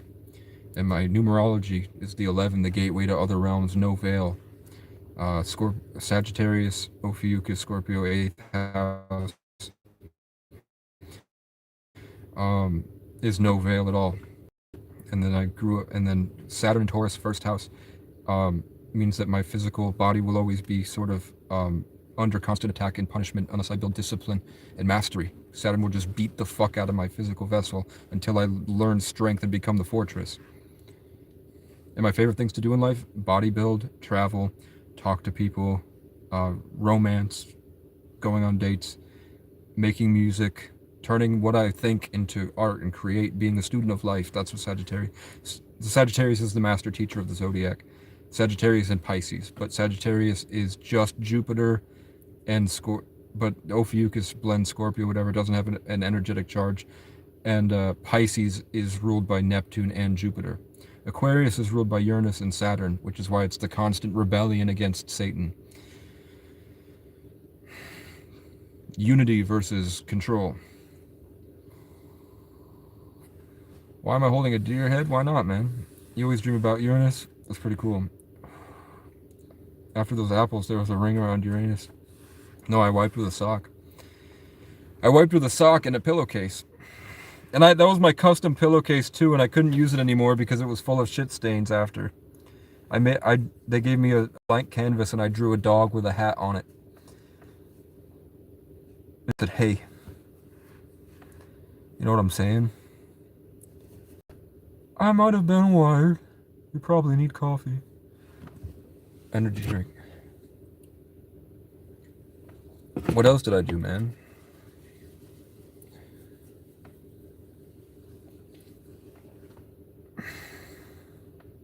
I think one of the worst moments of my entire life, a girl invited me to hang out and we went on an adventure. She took me to this riverside and she wanted it, but I was just trying to hook up with her and I was on antidepressants that I shouldn't have been on, which was driving me into like mania all the time. And I made an impulsive decision and accidentally locked my key in the car. And we weren't supposed to be there. We were supposed to be somewhere else, and I didn't want any of us to get in trouble.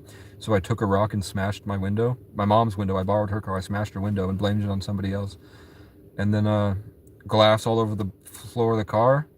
And for some reason, I didn't think, and I tried to hook up with her. Literally tried to just started making out with her, and she was making out with me.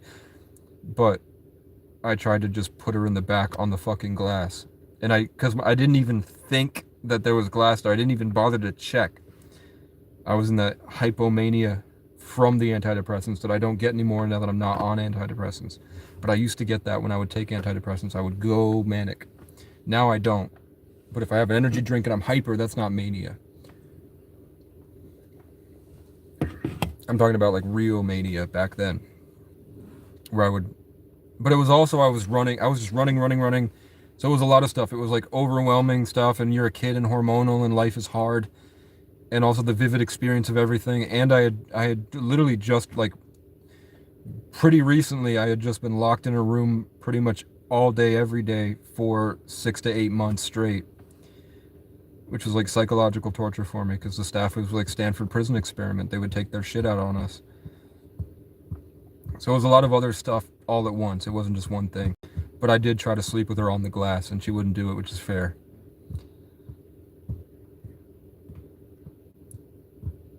And then I got another car, and we hooked up a lot.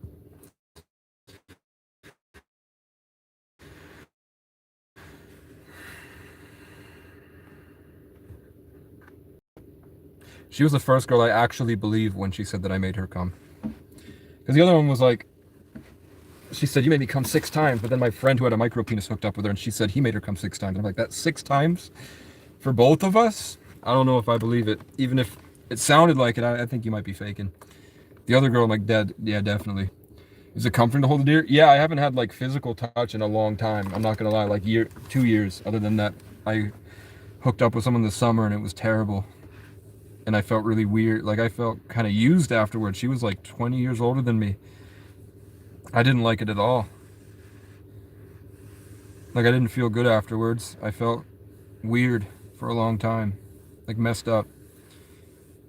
And like, I mean, at the homeless conference, somebody hugged me. And occasionally, if I don't smell and I run into like somebody I know, like the nice lady at the church, I'll say like, "Can I get a hug?" We'll hug and it's nice and she's happy and it's cool, but it's different. I used to hold, like when I was in the institution, because you weren't allowed to touch people, or you would be locked in the room for a week straight if they caught you touching somebody. Like if you guys kissed or something. So I would hold my own hand. And then I got a cat and a girlfriend. But I haven't had like a pet or anything for a long time, so it is actually nice. Sometimes if I'm driving and I'm like stressed out or something, or if I feel really bad, I would take the deer head into the tent with me. Just for like a couple hours. And then I'd have to hang him back up so I didn't accidentally break anything. So it's pretty cool. Like if I pretend it's like a dog, it's nice. If I pretend it's alive, it's pretty cool. So sometimes I'll pretend it's alive, and I'm petting something that's alive and real.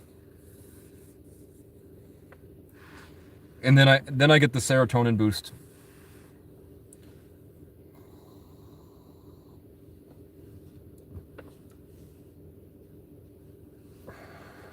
When I was 20, I think, or maybe 21, I went to my friend's house or his friend's uncle's house, and his friend's uncle was renting out his backyard for one of his friends to live in a converted bus, and the guy was like in his 50s, and he had a wife in there and a dog in the back of that short bus on the guy's property.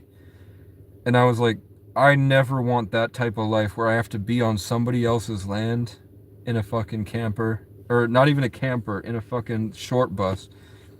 And the guy was obese, and he looked like he had stains over his clothes. He looked like he didn't shower much.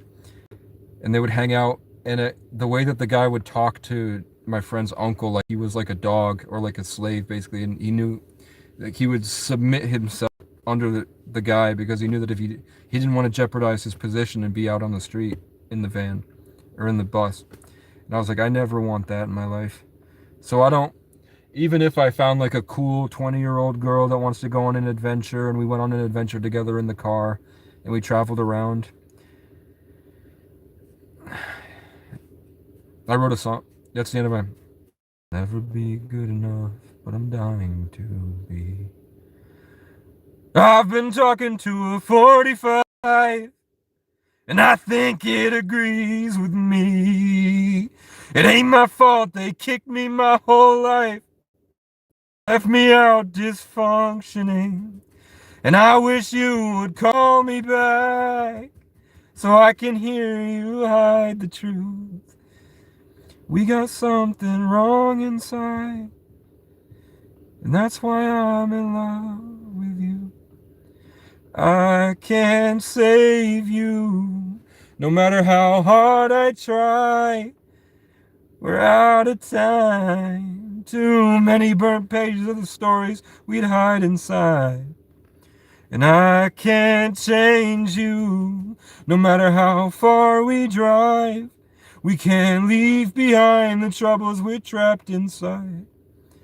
You were my whole way of life, the new world, Bonnie and Clyde. Ain't no one could stop us if they tried. I protect my cabin with railroad spikes so I can try to find some sleep. But something out there keeps on trying, and it's gonna get me one of these nights. So send me off my broken boat, captain of a hopeless dream. Match my rhythm and hold me one last time.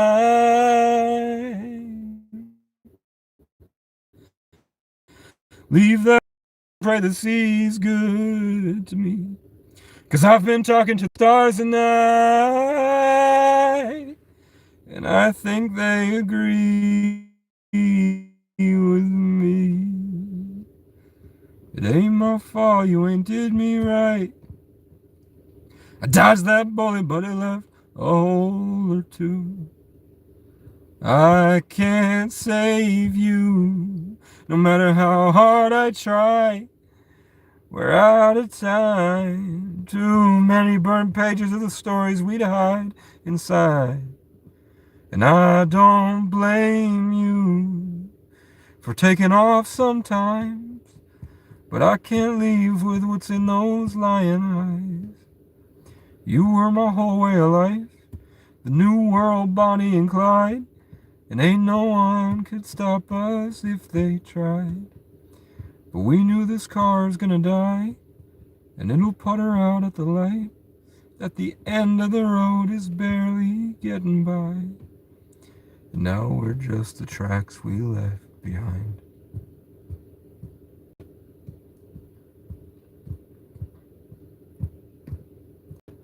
No matter how far you go off homeless with the girl you love, eventually it gets old, and you wind up homeless on the street. I think one of the greatest songs of all time is about that. Fast Car. They took off together, and then she wound up at a gas station, and the guy turned out not to be shit.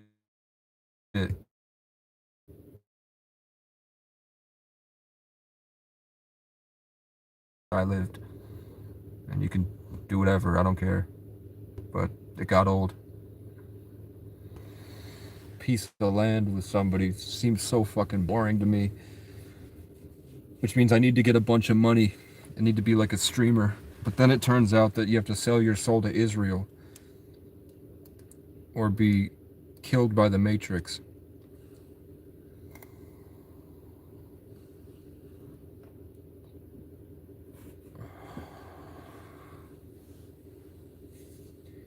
So now I'm bootlegging it.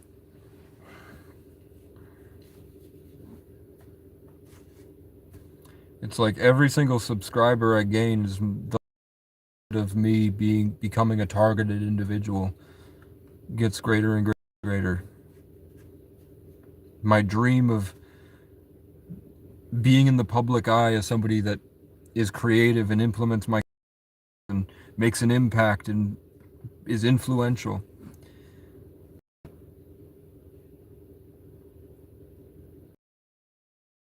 Increases the likelihood of somebody just showing up and shooting me in the face.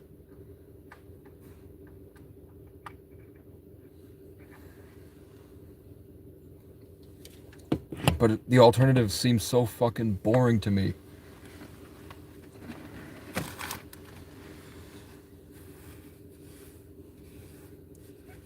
And it's just reaffirming every time we get a proud homeowner that's in the comment section talking so much shit.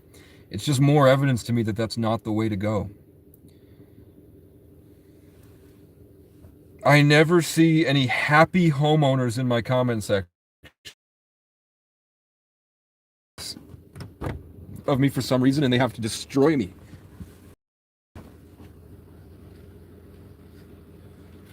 Protect my cabin with railroad spikes, so I can try to find some sleep.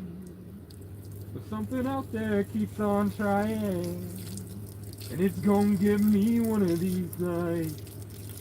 So send me a broken boat, captain of a hopeless dream.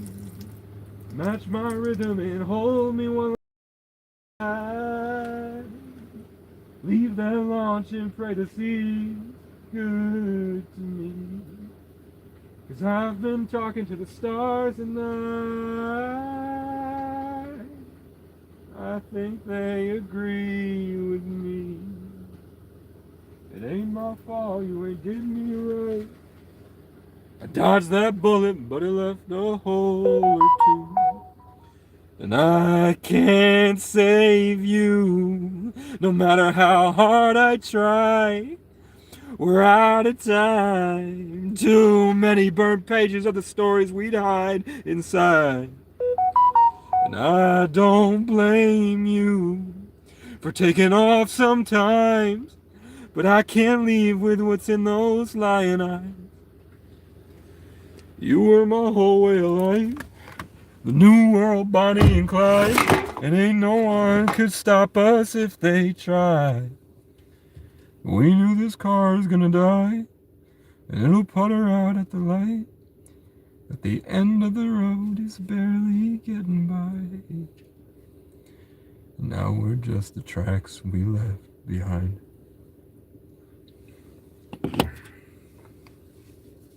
What's my charge at? It's at 100, man.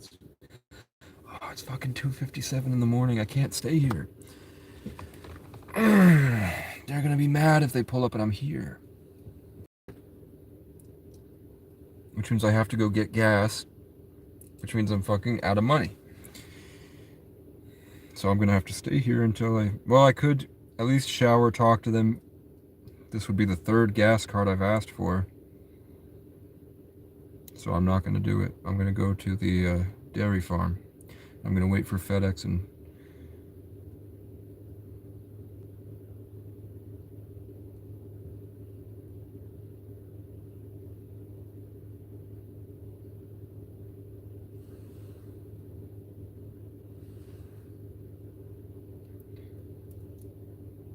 I got an idea. I don't know if it's legal. It's not like selling drugs or anything, but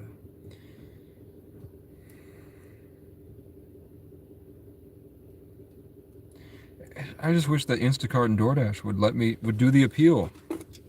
Like, it sucks, but I was arrested for violating an RFA because I had somebody with mental illness that filed an RFA that violated that RFA to talk to me pretty much every day. And then when I would answer them, I would go to jail. And they would do things like send me money and be like, I love you, talk to me. So I'd say like, thank you. And I'd be imprisoned.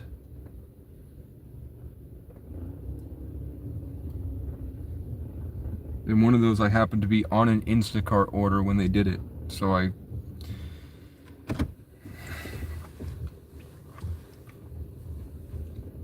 got deactivated. And they won't appeal it, no matter how many times I say, hey, I'm sorry, but look at my ratings. I was a great employee, and I would really love to try it again. But they don't care. This is a church. I don't want to be the guy that like has to put them in the position when they come here in the morning and they see me in my car here and they have to decide, what are they going to do? Are they going to call the cops on me? Are they going to knock and be angry about it? And then I just say, hey, I'm trying to save the homeless. I've been going for a long time. I'm happy to shovel for you. I know you have a whole parking lot that needs to be shoveled. Just hand me a shovel and I'll work. But I'm out of gas and I'm out of options, and I came to a church because I believe in God, and I don't want to put you in this position. So I'm sorry, but I don't know what to do, and I've applied to 63 jobs now. And they won't, I don't know how to expunge it from my record. I have to pay a large fee and then do a bunch of court hearings to decide if they will expunge this stuff from my record. Which means I'll probably have to pay a lawyer to draft it up for me. So I can't do that. So what am I supposed to do, man?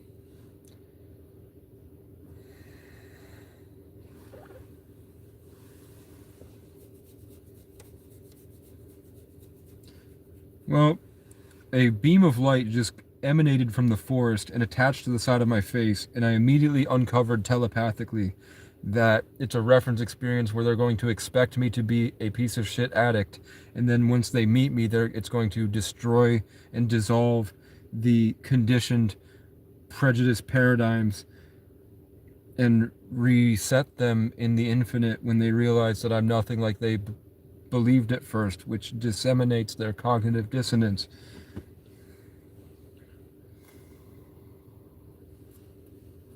Golden Boa, where are you from?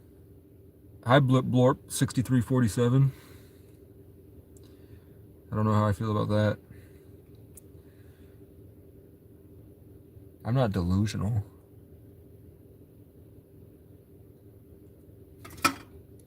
Why did that move? Oh my God, Bucky, protect me. Help. Casey, don't listen to the haters. They don't know you like I do. I'm your best friend, Bucky Barnes, the Winter Soldier. And I protect you from the evil.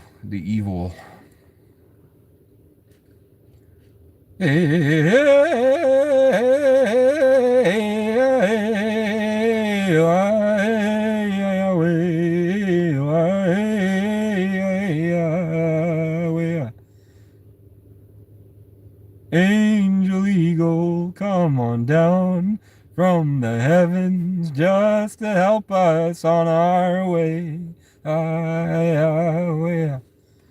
They come to teach us, then they leave us to find some other souls to save. Angel Eagle, come on down, hear my drum, because I need you now. Yeah.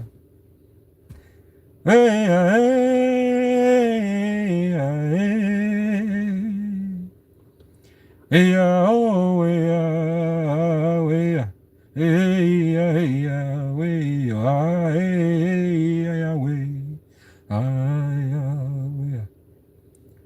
Angel Eagle, come on down from the heaven just to help us on our way. They come to teach us, then they leave us to find some other souls to save. Angel Eagle, Come on down, hear my drum, because I need you now. Yeah. I think I'm ready for bed, everybody. I gotta get some sleep because I got a whole day of driving around panicking, trying to get my needs met. Oh, and tomorrow they said I can show up around noon and meet the pastor of the church. He said 9 to 10, and then she has the study group, but I bet I can catch her on the tail end of that. So whenever I wake up, or I could wait till 9 and watch queso videos, and then leave at 6 a.m. and go to the church, and then wait for her, ask her for help, and then depending on what she says, maybe she would let me sleep in the church lot for the day.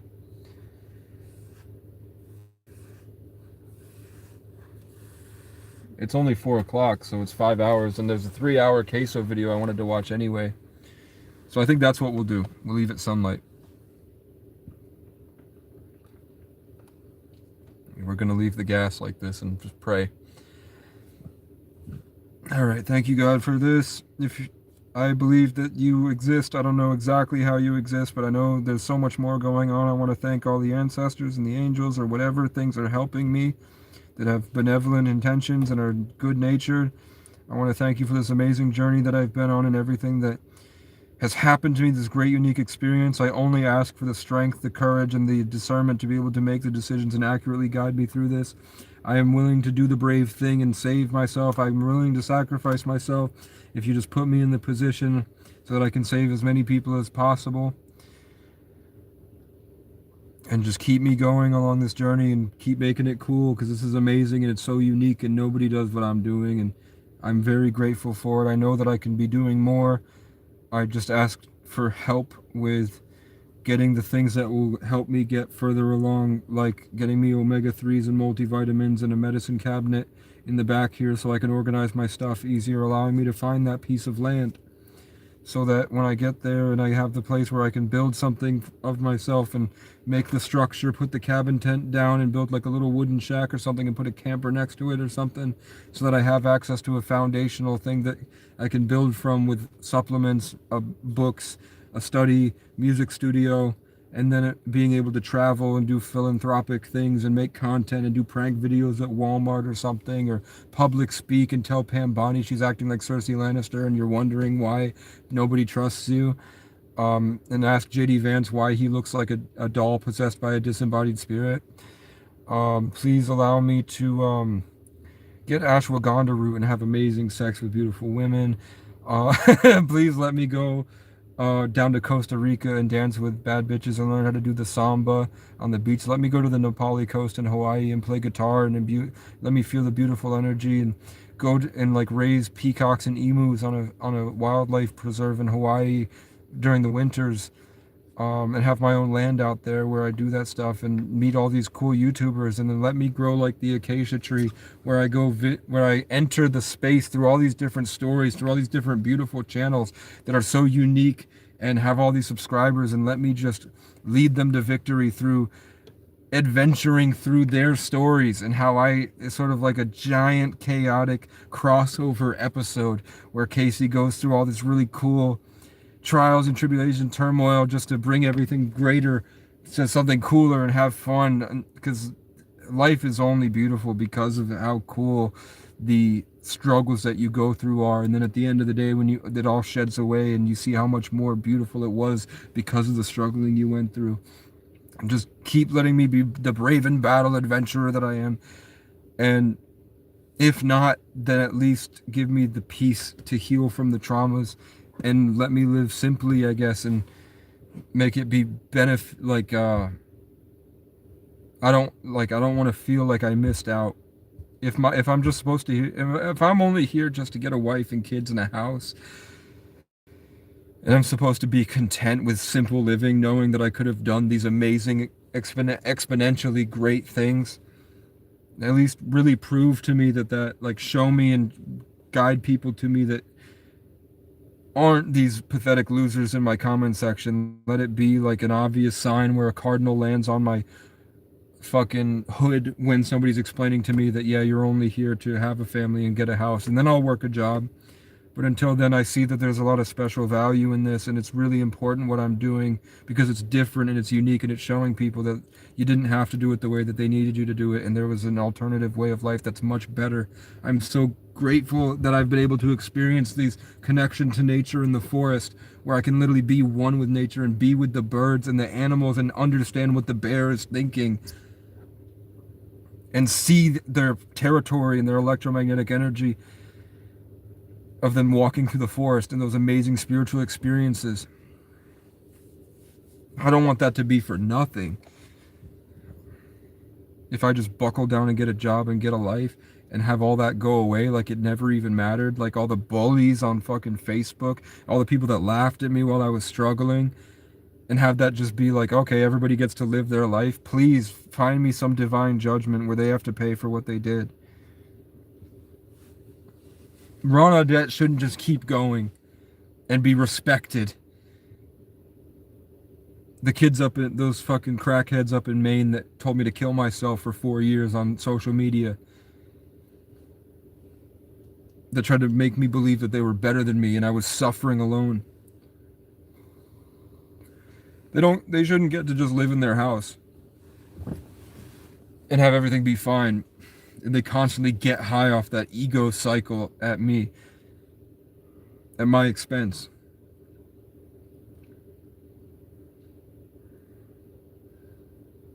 And usually I just ask, help me make this classic album.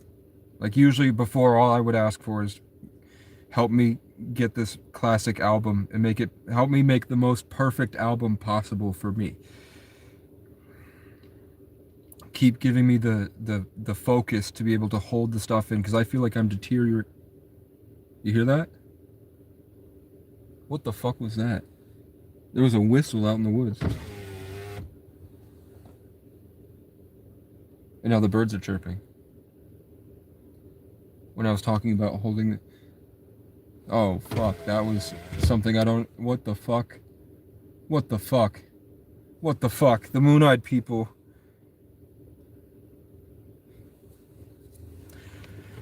I'm not a pussy, bitch. Don't mind white me like Men in Black. What the fuck? I saw an alien peek its head over the fence right there, and it had glowing eyes, and then it disappeared. Swear to God. Swear to God.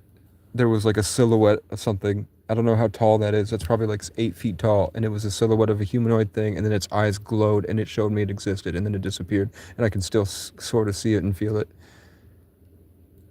When I was getting back in tune with the connecting to God to allow me to have the spiritual focus to make the classic albums the way that I used to, that was really in tune with myself. When I really started to bring the energy into myself, the know thyself, I was breaking apart the traumas that had taken it from me. So I wasn't myself, and I haven't been myself for a long time because I can't literally exist in my body anymore and create anymore. The songs weren't the same, but I had just started to do the Pink Floyd rainbow into the singular infinite source into the colors, and I was shifting it all into my colors for a second. And then I looked up and I saw a literal fucking glowing-eyed, moon-eyed person. And now I'm realizing that I've been my fucking mom's energy for a long time because of the trauma and shit. Like it's all my mom's fucking possession on the side of my face here. After the police knocked me to the ground and were restraining me, pepper sprayed, and I couldn't see, and my mom came out and she just fucking projected the gaslighting in, and I felt like it had stuck, and I haven't been able to get it out since.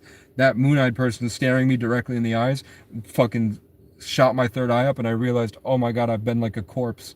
There hasn't been anything spiritually in here for a long time, and that all of it was just like this fucking etheric energy on my side here that has been keeping me trapped from trauma.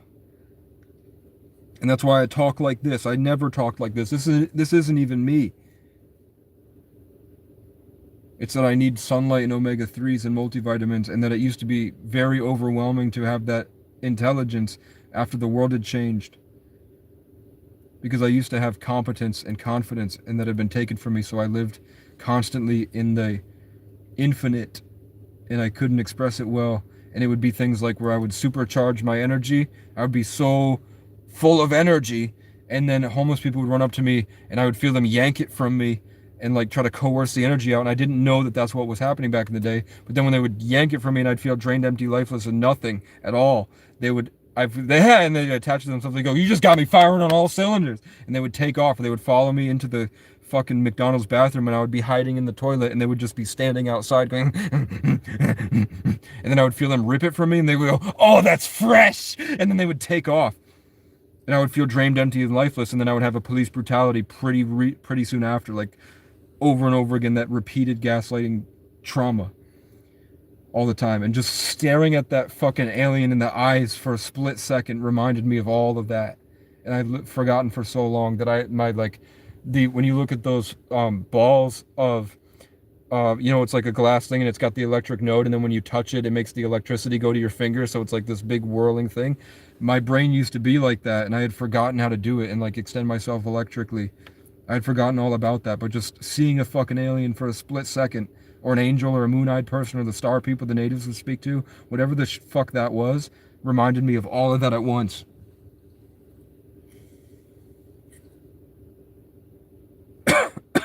And playing with this fucking vape is not good because the connection. I've been ripping the battery out and putting it back, and that's not good for the vape.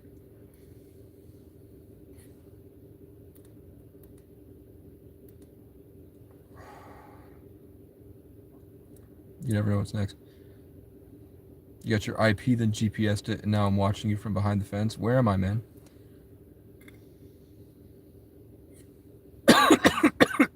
I fucked this up with the battery.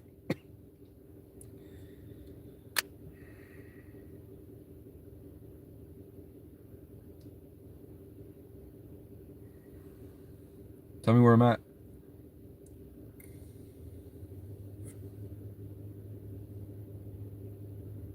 Yeah, I fucked this up.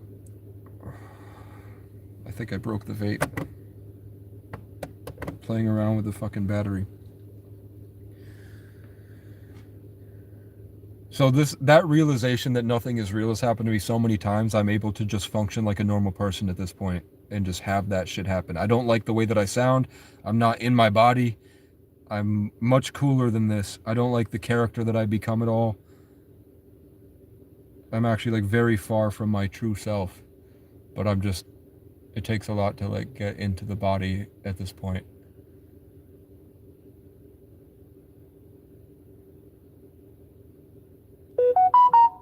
And then when I do it, the notifications go off.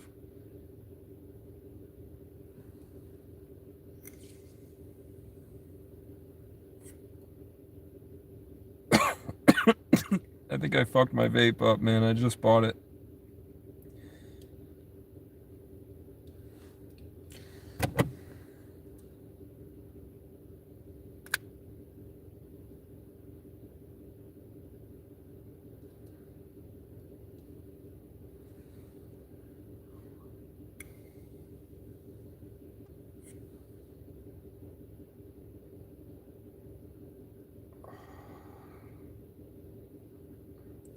Oh, it was because I didn't have the fucking bottom.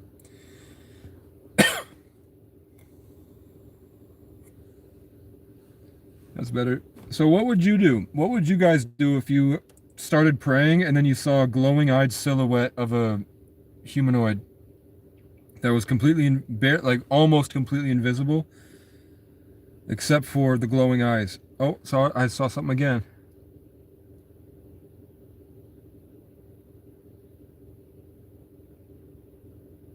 Oh, I'm seeing an alien, man. And I get a bunch of cold chills. When my focus over here, I suddenly see like a bright light move over from over here over to there, and then it's tons and tons of cold, like my whole side is cold now.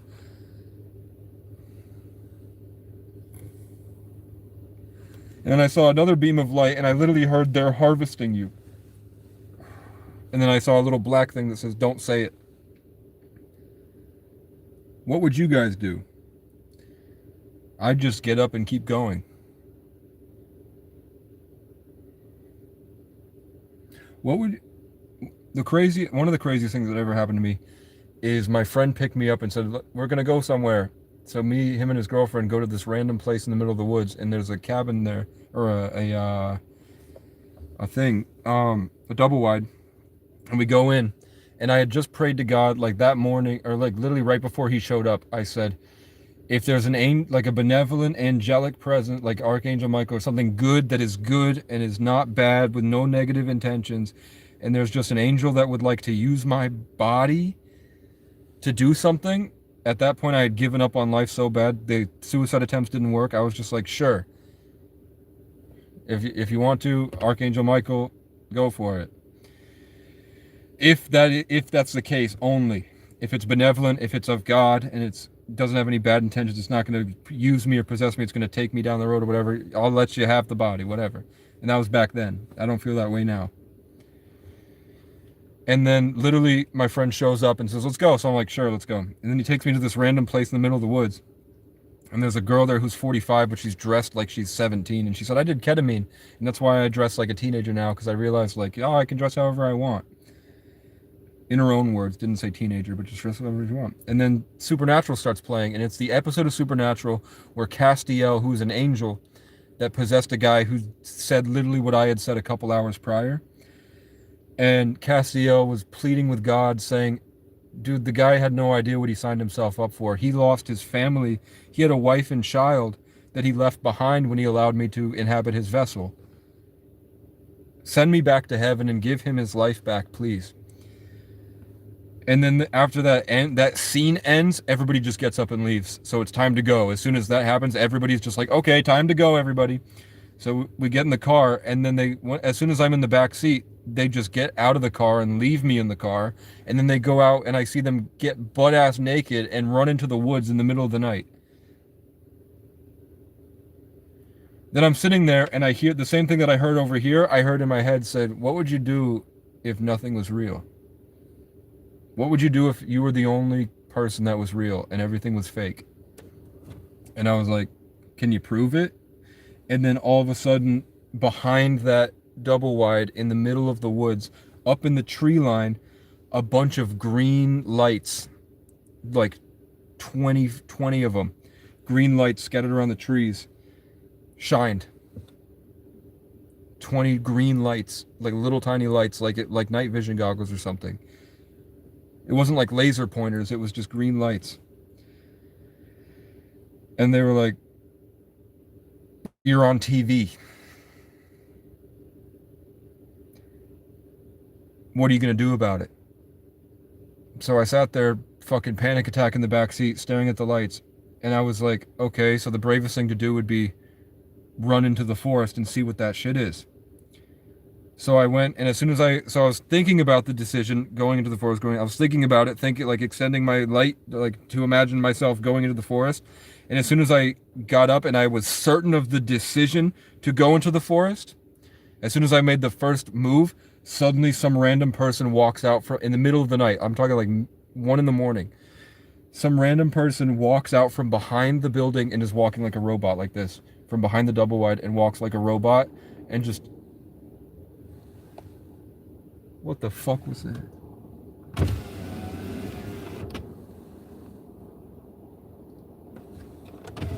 Military plane going really fast. Because there's a base here. As soon as I made this decision, some random person walks out of the forest from around the back of the building and just like walks the perimeter length of the building and walks back into the woods. It was a random, it was dressed up in like normal people clothes, but it was an adult, not like military, whatever. It was just a normal person that just walked like a robot. And I was like, what the fuck? The lights are still shining. That person didn't acknowledge the lights, didn't even look up. So then I go to do it again, and then the fucking 45-year-old woman dressed like a teenager walks out of the building and just stands there. And is just standing there. And it's like, that person isn't gonna leave.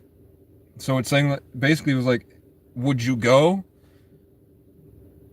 At that point, would you kind of break the social barrier to walk past the person that's just standing there like this, like not even real, like a robot?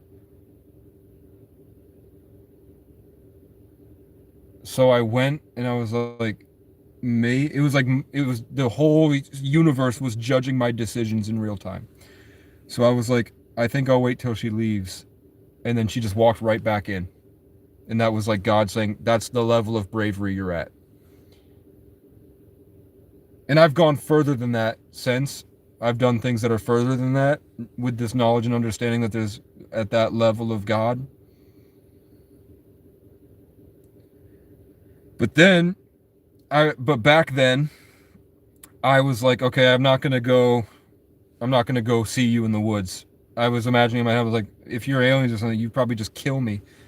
Or I was thinking like, I don't know if I'm ready to just walk out of the tree line, and then it turns out it was completely a holographic simulation, and then I'm just abducted by aliens and taken out of the game. I wasn't ready for it at that point. Now, if you shine all those green lights, I'll walk out there. Oh, you see the change in the light? I made a certain decision in the universe.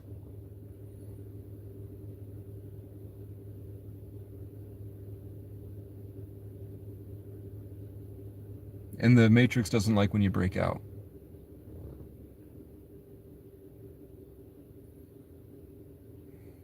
What I did back then, because my friends had just gotten butt naked and ran into the woods and left me there. And the spirit said they're doing a Satanist ritual with your energy. They took it from you and they're going to fuck. Because they're trying to take it from you and you don't realize, because none of these people are your friend. None of this is even real. I hadn't seen the Truman Show at that point. I didn't have any reference for that. I didn't understand that stuff. But then when I saw the Truman Show where he broke through and they were all monitoring him, and then the friend came in, that was the way that my friend would show up during my spiritual breakthroughs, that said he was stealing my energy for manifestation rituals. He would just show up right at the moment where I'm free, which rarely happens because you have to do a lot of spiritual gymnastics to get there. But what I did is I was like, I'm not going to be a pussy. So I opened the door, got out, and stood there for a second, and then I took off running full speed to the street light, and I did 150 push-ups. And then I walked back, proud of myself, like, what are you going to do? Huh?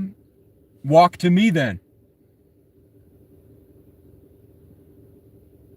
Because it would be a stupid, naive decision to go out there not knowing what the fuck that is.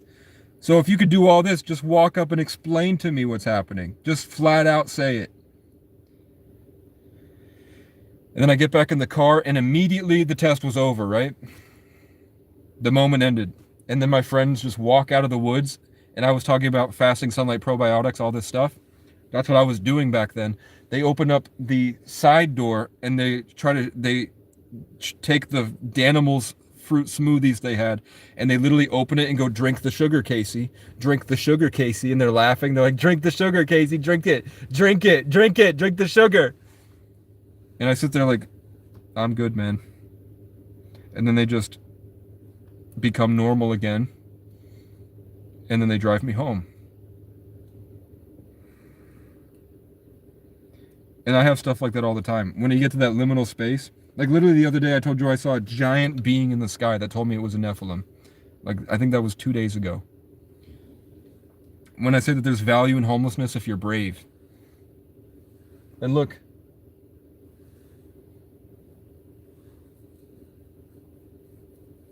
The cop is here, guys.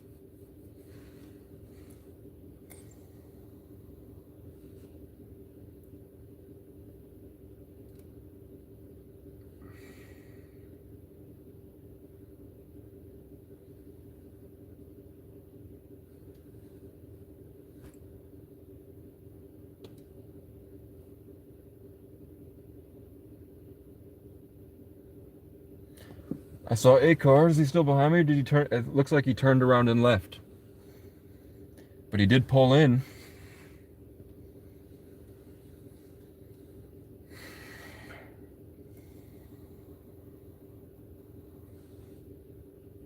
So what are you guys going to do with this?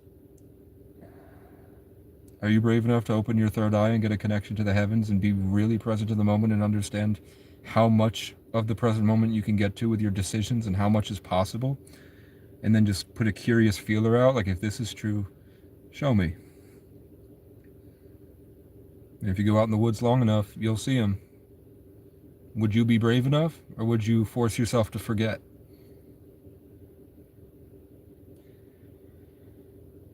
I don't try my best. I know I could be doing more.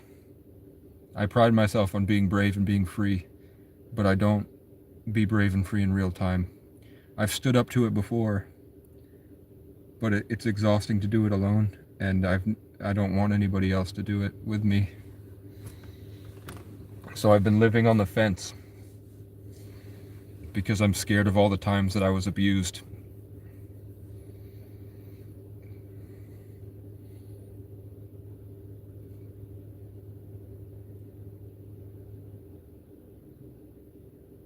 So I was like, if I can get a job and a gym membership and get buff, I thought that it would be a lot better if I was like, if I'm going to take on something like that, I at least want to be able to bench 225 and run a mile. And I think that's why I'm scared to go on a run. I'm scared to go on a run because of all the stuff that I've been hiding from, the spiritual breakthroughs and realizations that I've had, where I really use my mind to try to understand when I feel something change. Like you heard my stomach rumble just then.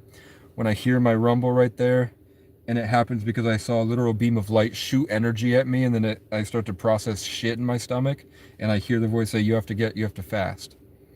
When I start to really like become a lot more aware of that stuff, it's overwhelming.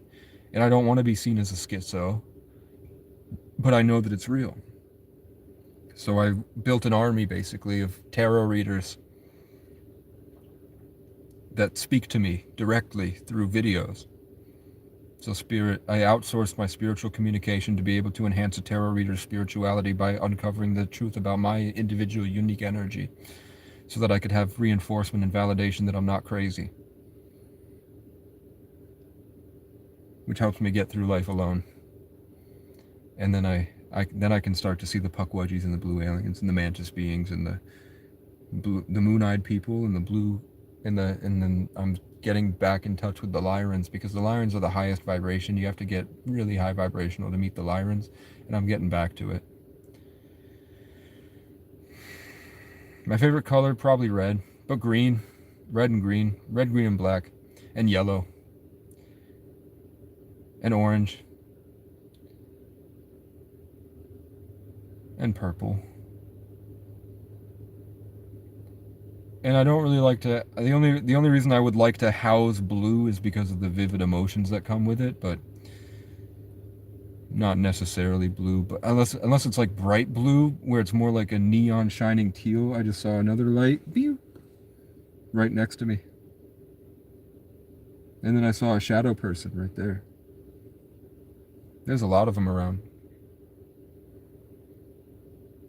And we can't see them. But if you look at movies like Sinners, they show you what it's like. They help you understand what it's like to not be a pussy, to enhance your electromagnetic awareness. Your first reality sleep.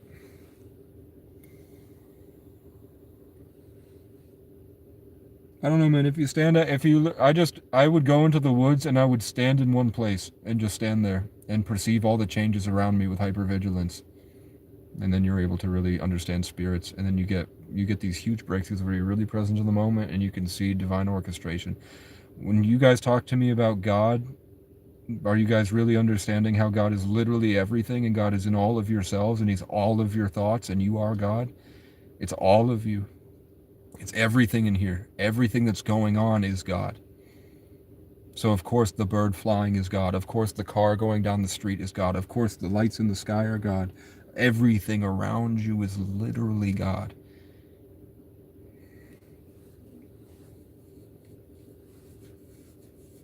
The creature that just hit me with an electrical shock that put my consciousness to a lower vibration and then made me scratch, whatever that is God as well. Oh, I saw it. Hello.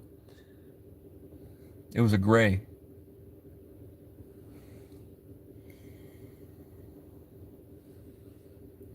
because you can see when they make when those beings make a decision, because we have a quantum entanglement going because of the forced control over my experience, and now the car's going left to right. All the cars were going right to left, and now the car's going left to right. Are you going to pull in? It slowed down. Probably because it was looking at me jolting like this. And now that person is like, I just saw more evidence of the jolt. I don't know what it is, but I saw the person jolt and stare at me. Because everybody here is spiritual. Oh, saw the moonlight person again that said it's time to stop saying anything. Did you proof check it? How do you really know? Do you proof check it? I like red because red 5, fire, blood, hell. What? But how do you really know? Did you proof check it? Proof check which point? I can see that there's a lot of different entities that I don't fully understand that are now making me colder and are driving me more into an unconscious state. And now I feel a bunch of pain because it attached to the back of my neck, and I don't have a sense of peace and harmony in nature, which is why the guy has been calling me back. And now I'm seeing Hawaii, but it's not coming from the grays over there. It pushed the grays back and put the image of the Hawaii in front of me, but it came from over there, whatever that thing behind the fence is.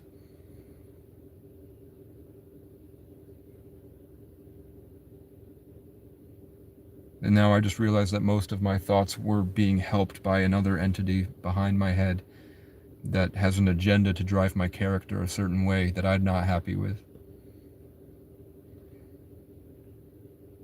The thing that was in your car. Are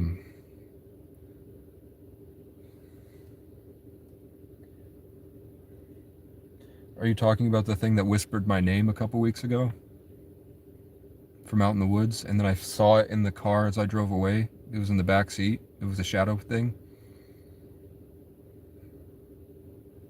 The movie Insidious, I never saw it.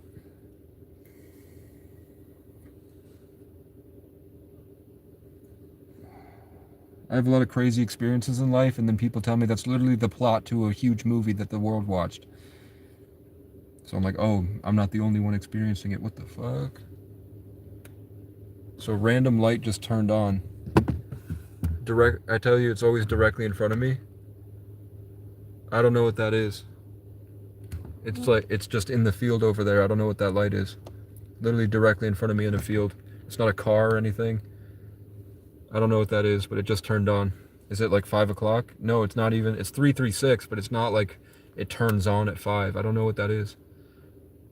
It's always directly in front of where I have like a comfort zone to help my ADHD to stare at one thing, and that's where it was. So I don't know what that light is. It's not green or anything. There's no like other cars in the lot. There's no light shining. It's not reflecting off of anything. I don't know what that light is. But I feel this sudden urge to turn around and get away from it, which could just be fear and anxiety. See, if you turn the headlights on, it doesn't get brighter because it's not reflecting off of anything. And I don't want to turn the high beams on because I don't want to bother the people that are sleeping, even though it's all God, right? But there's still people. See, if I turn away, it doesn't go away. Whatever that light is.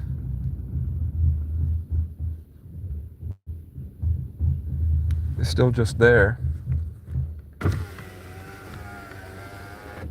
It's not in the building.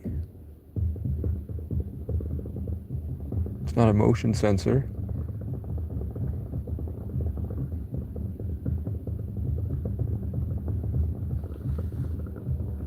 Whatever it is, we'll see it in the morning.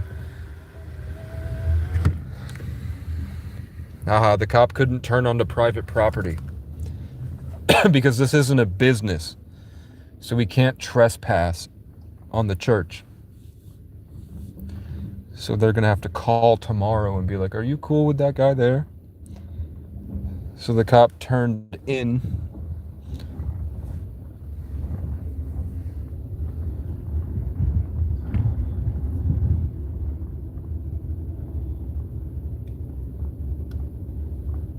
And then I'm going to go because I'm going to get gas and come back and stay up all night. so that I can meet this pastor at the church tomorrow. Good night, guys.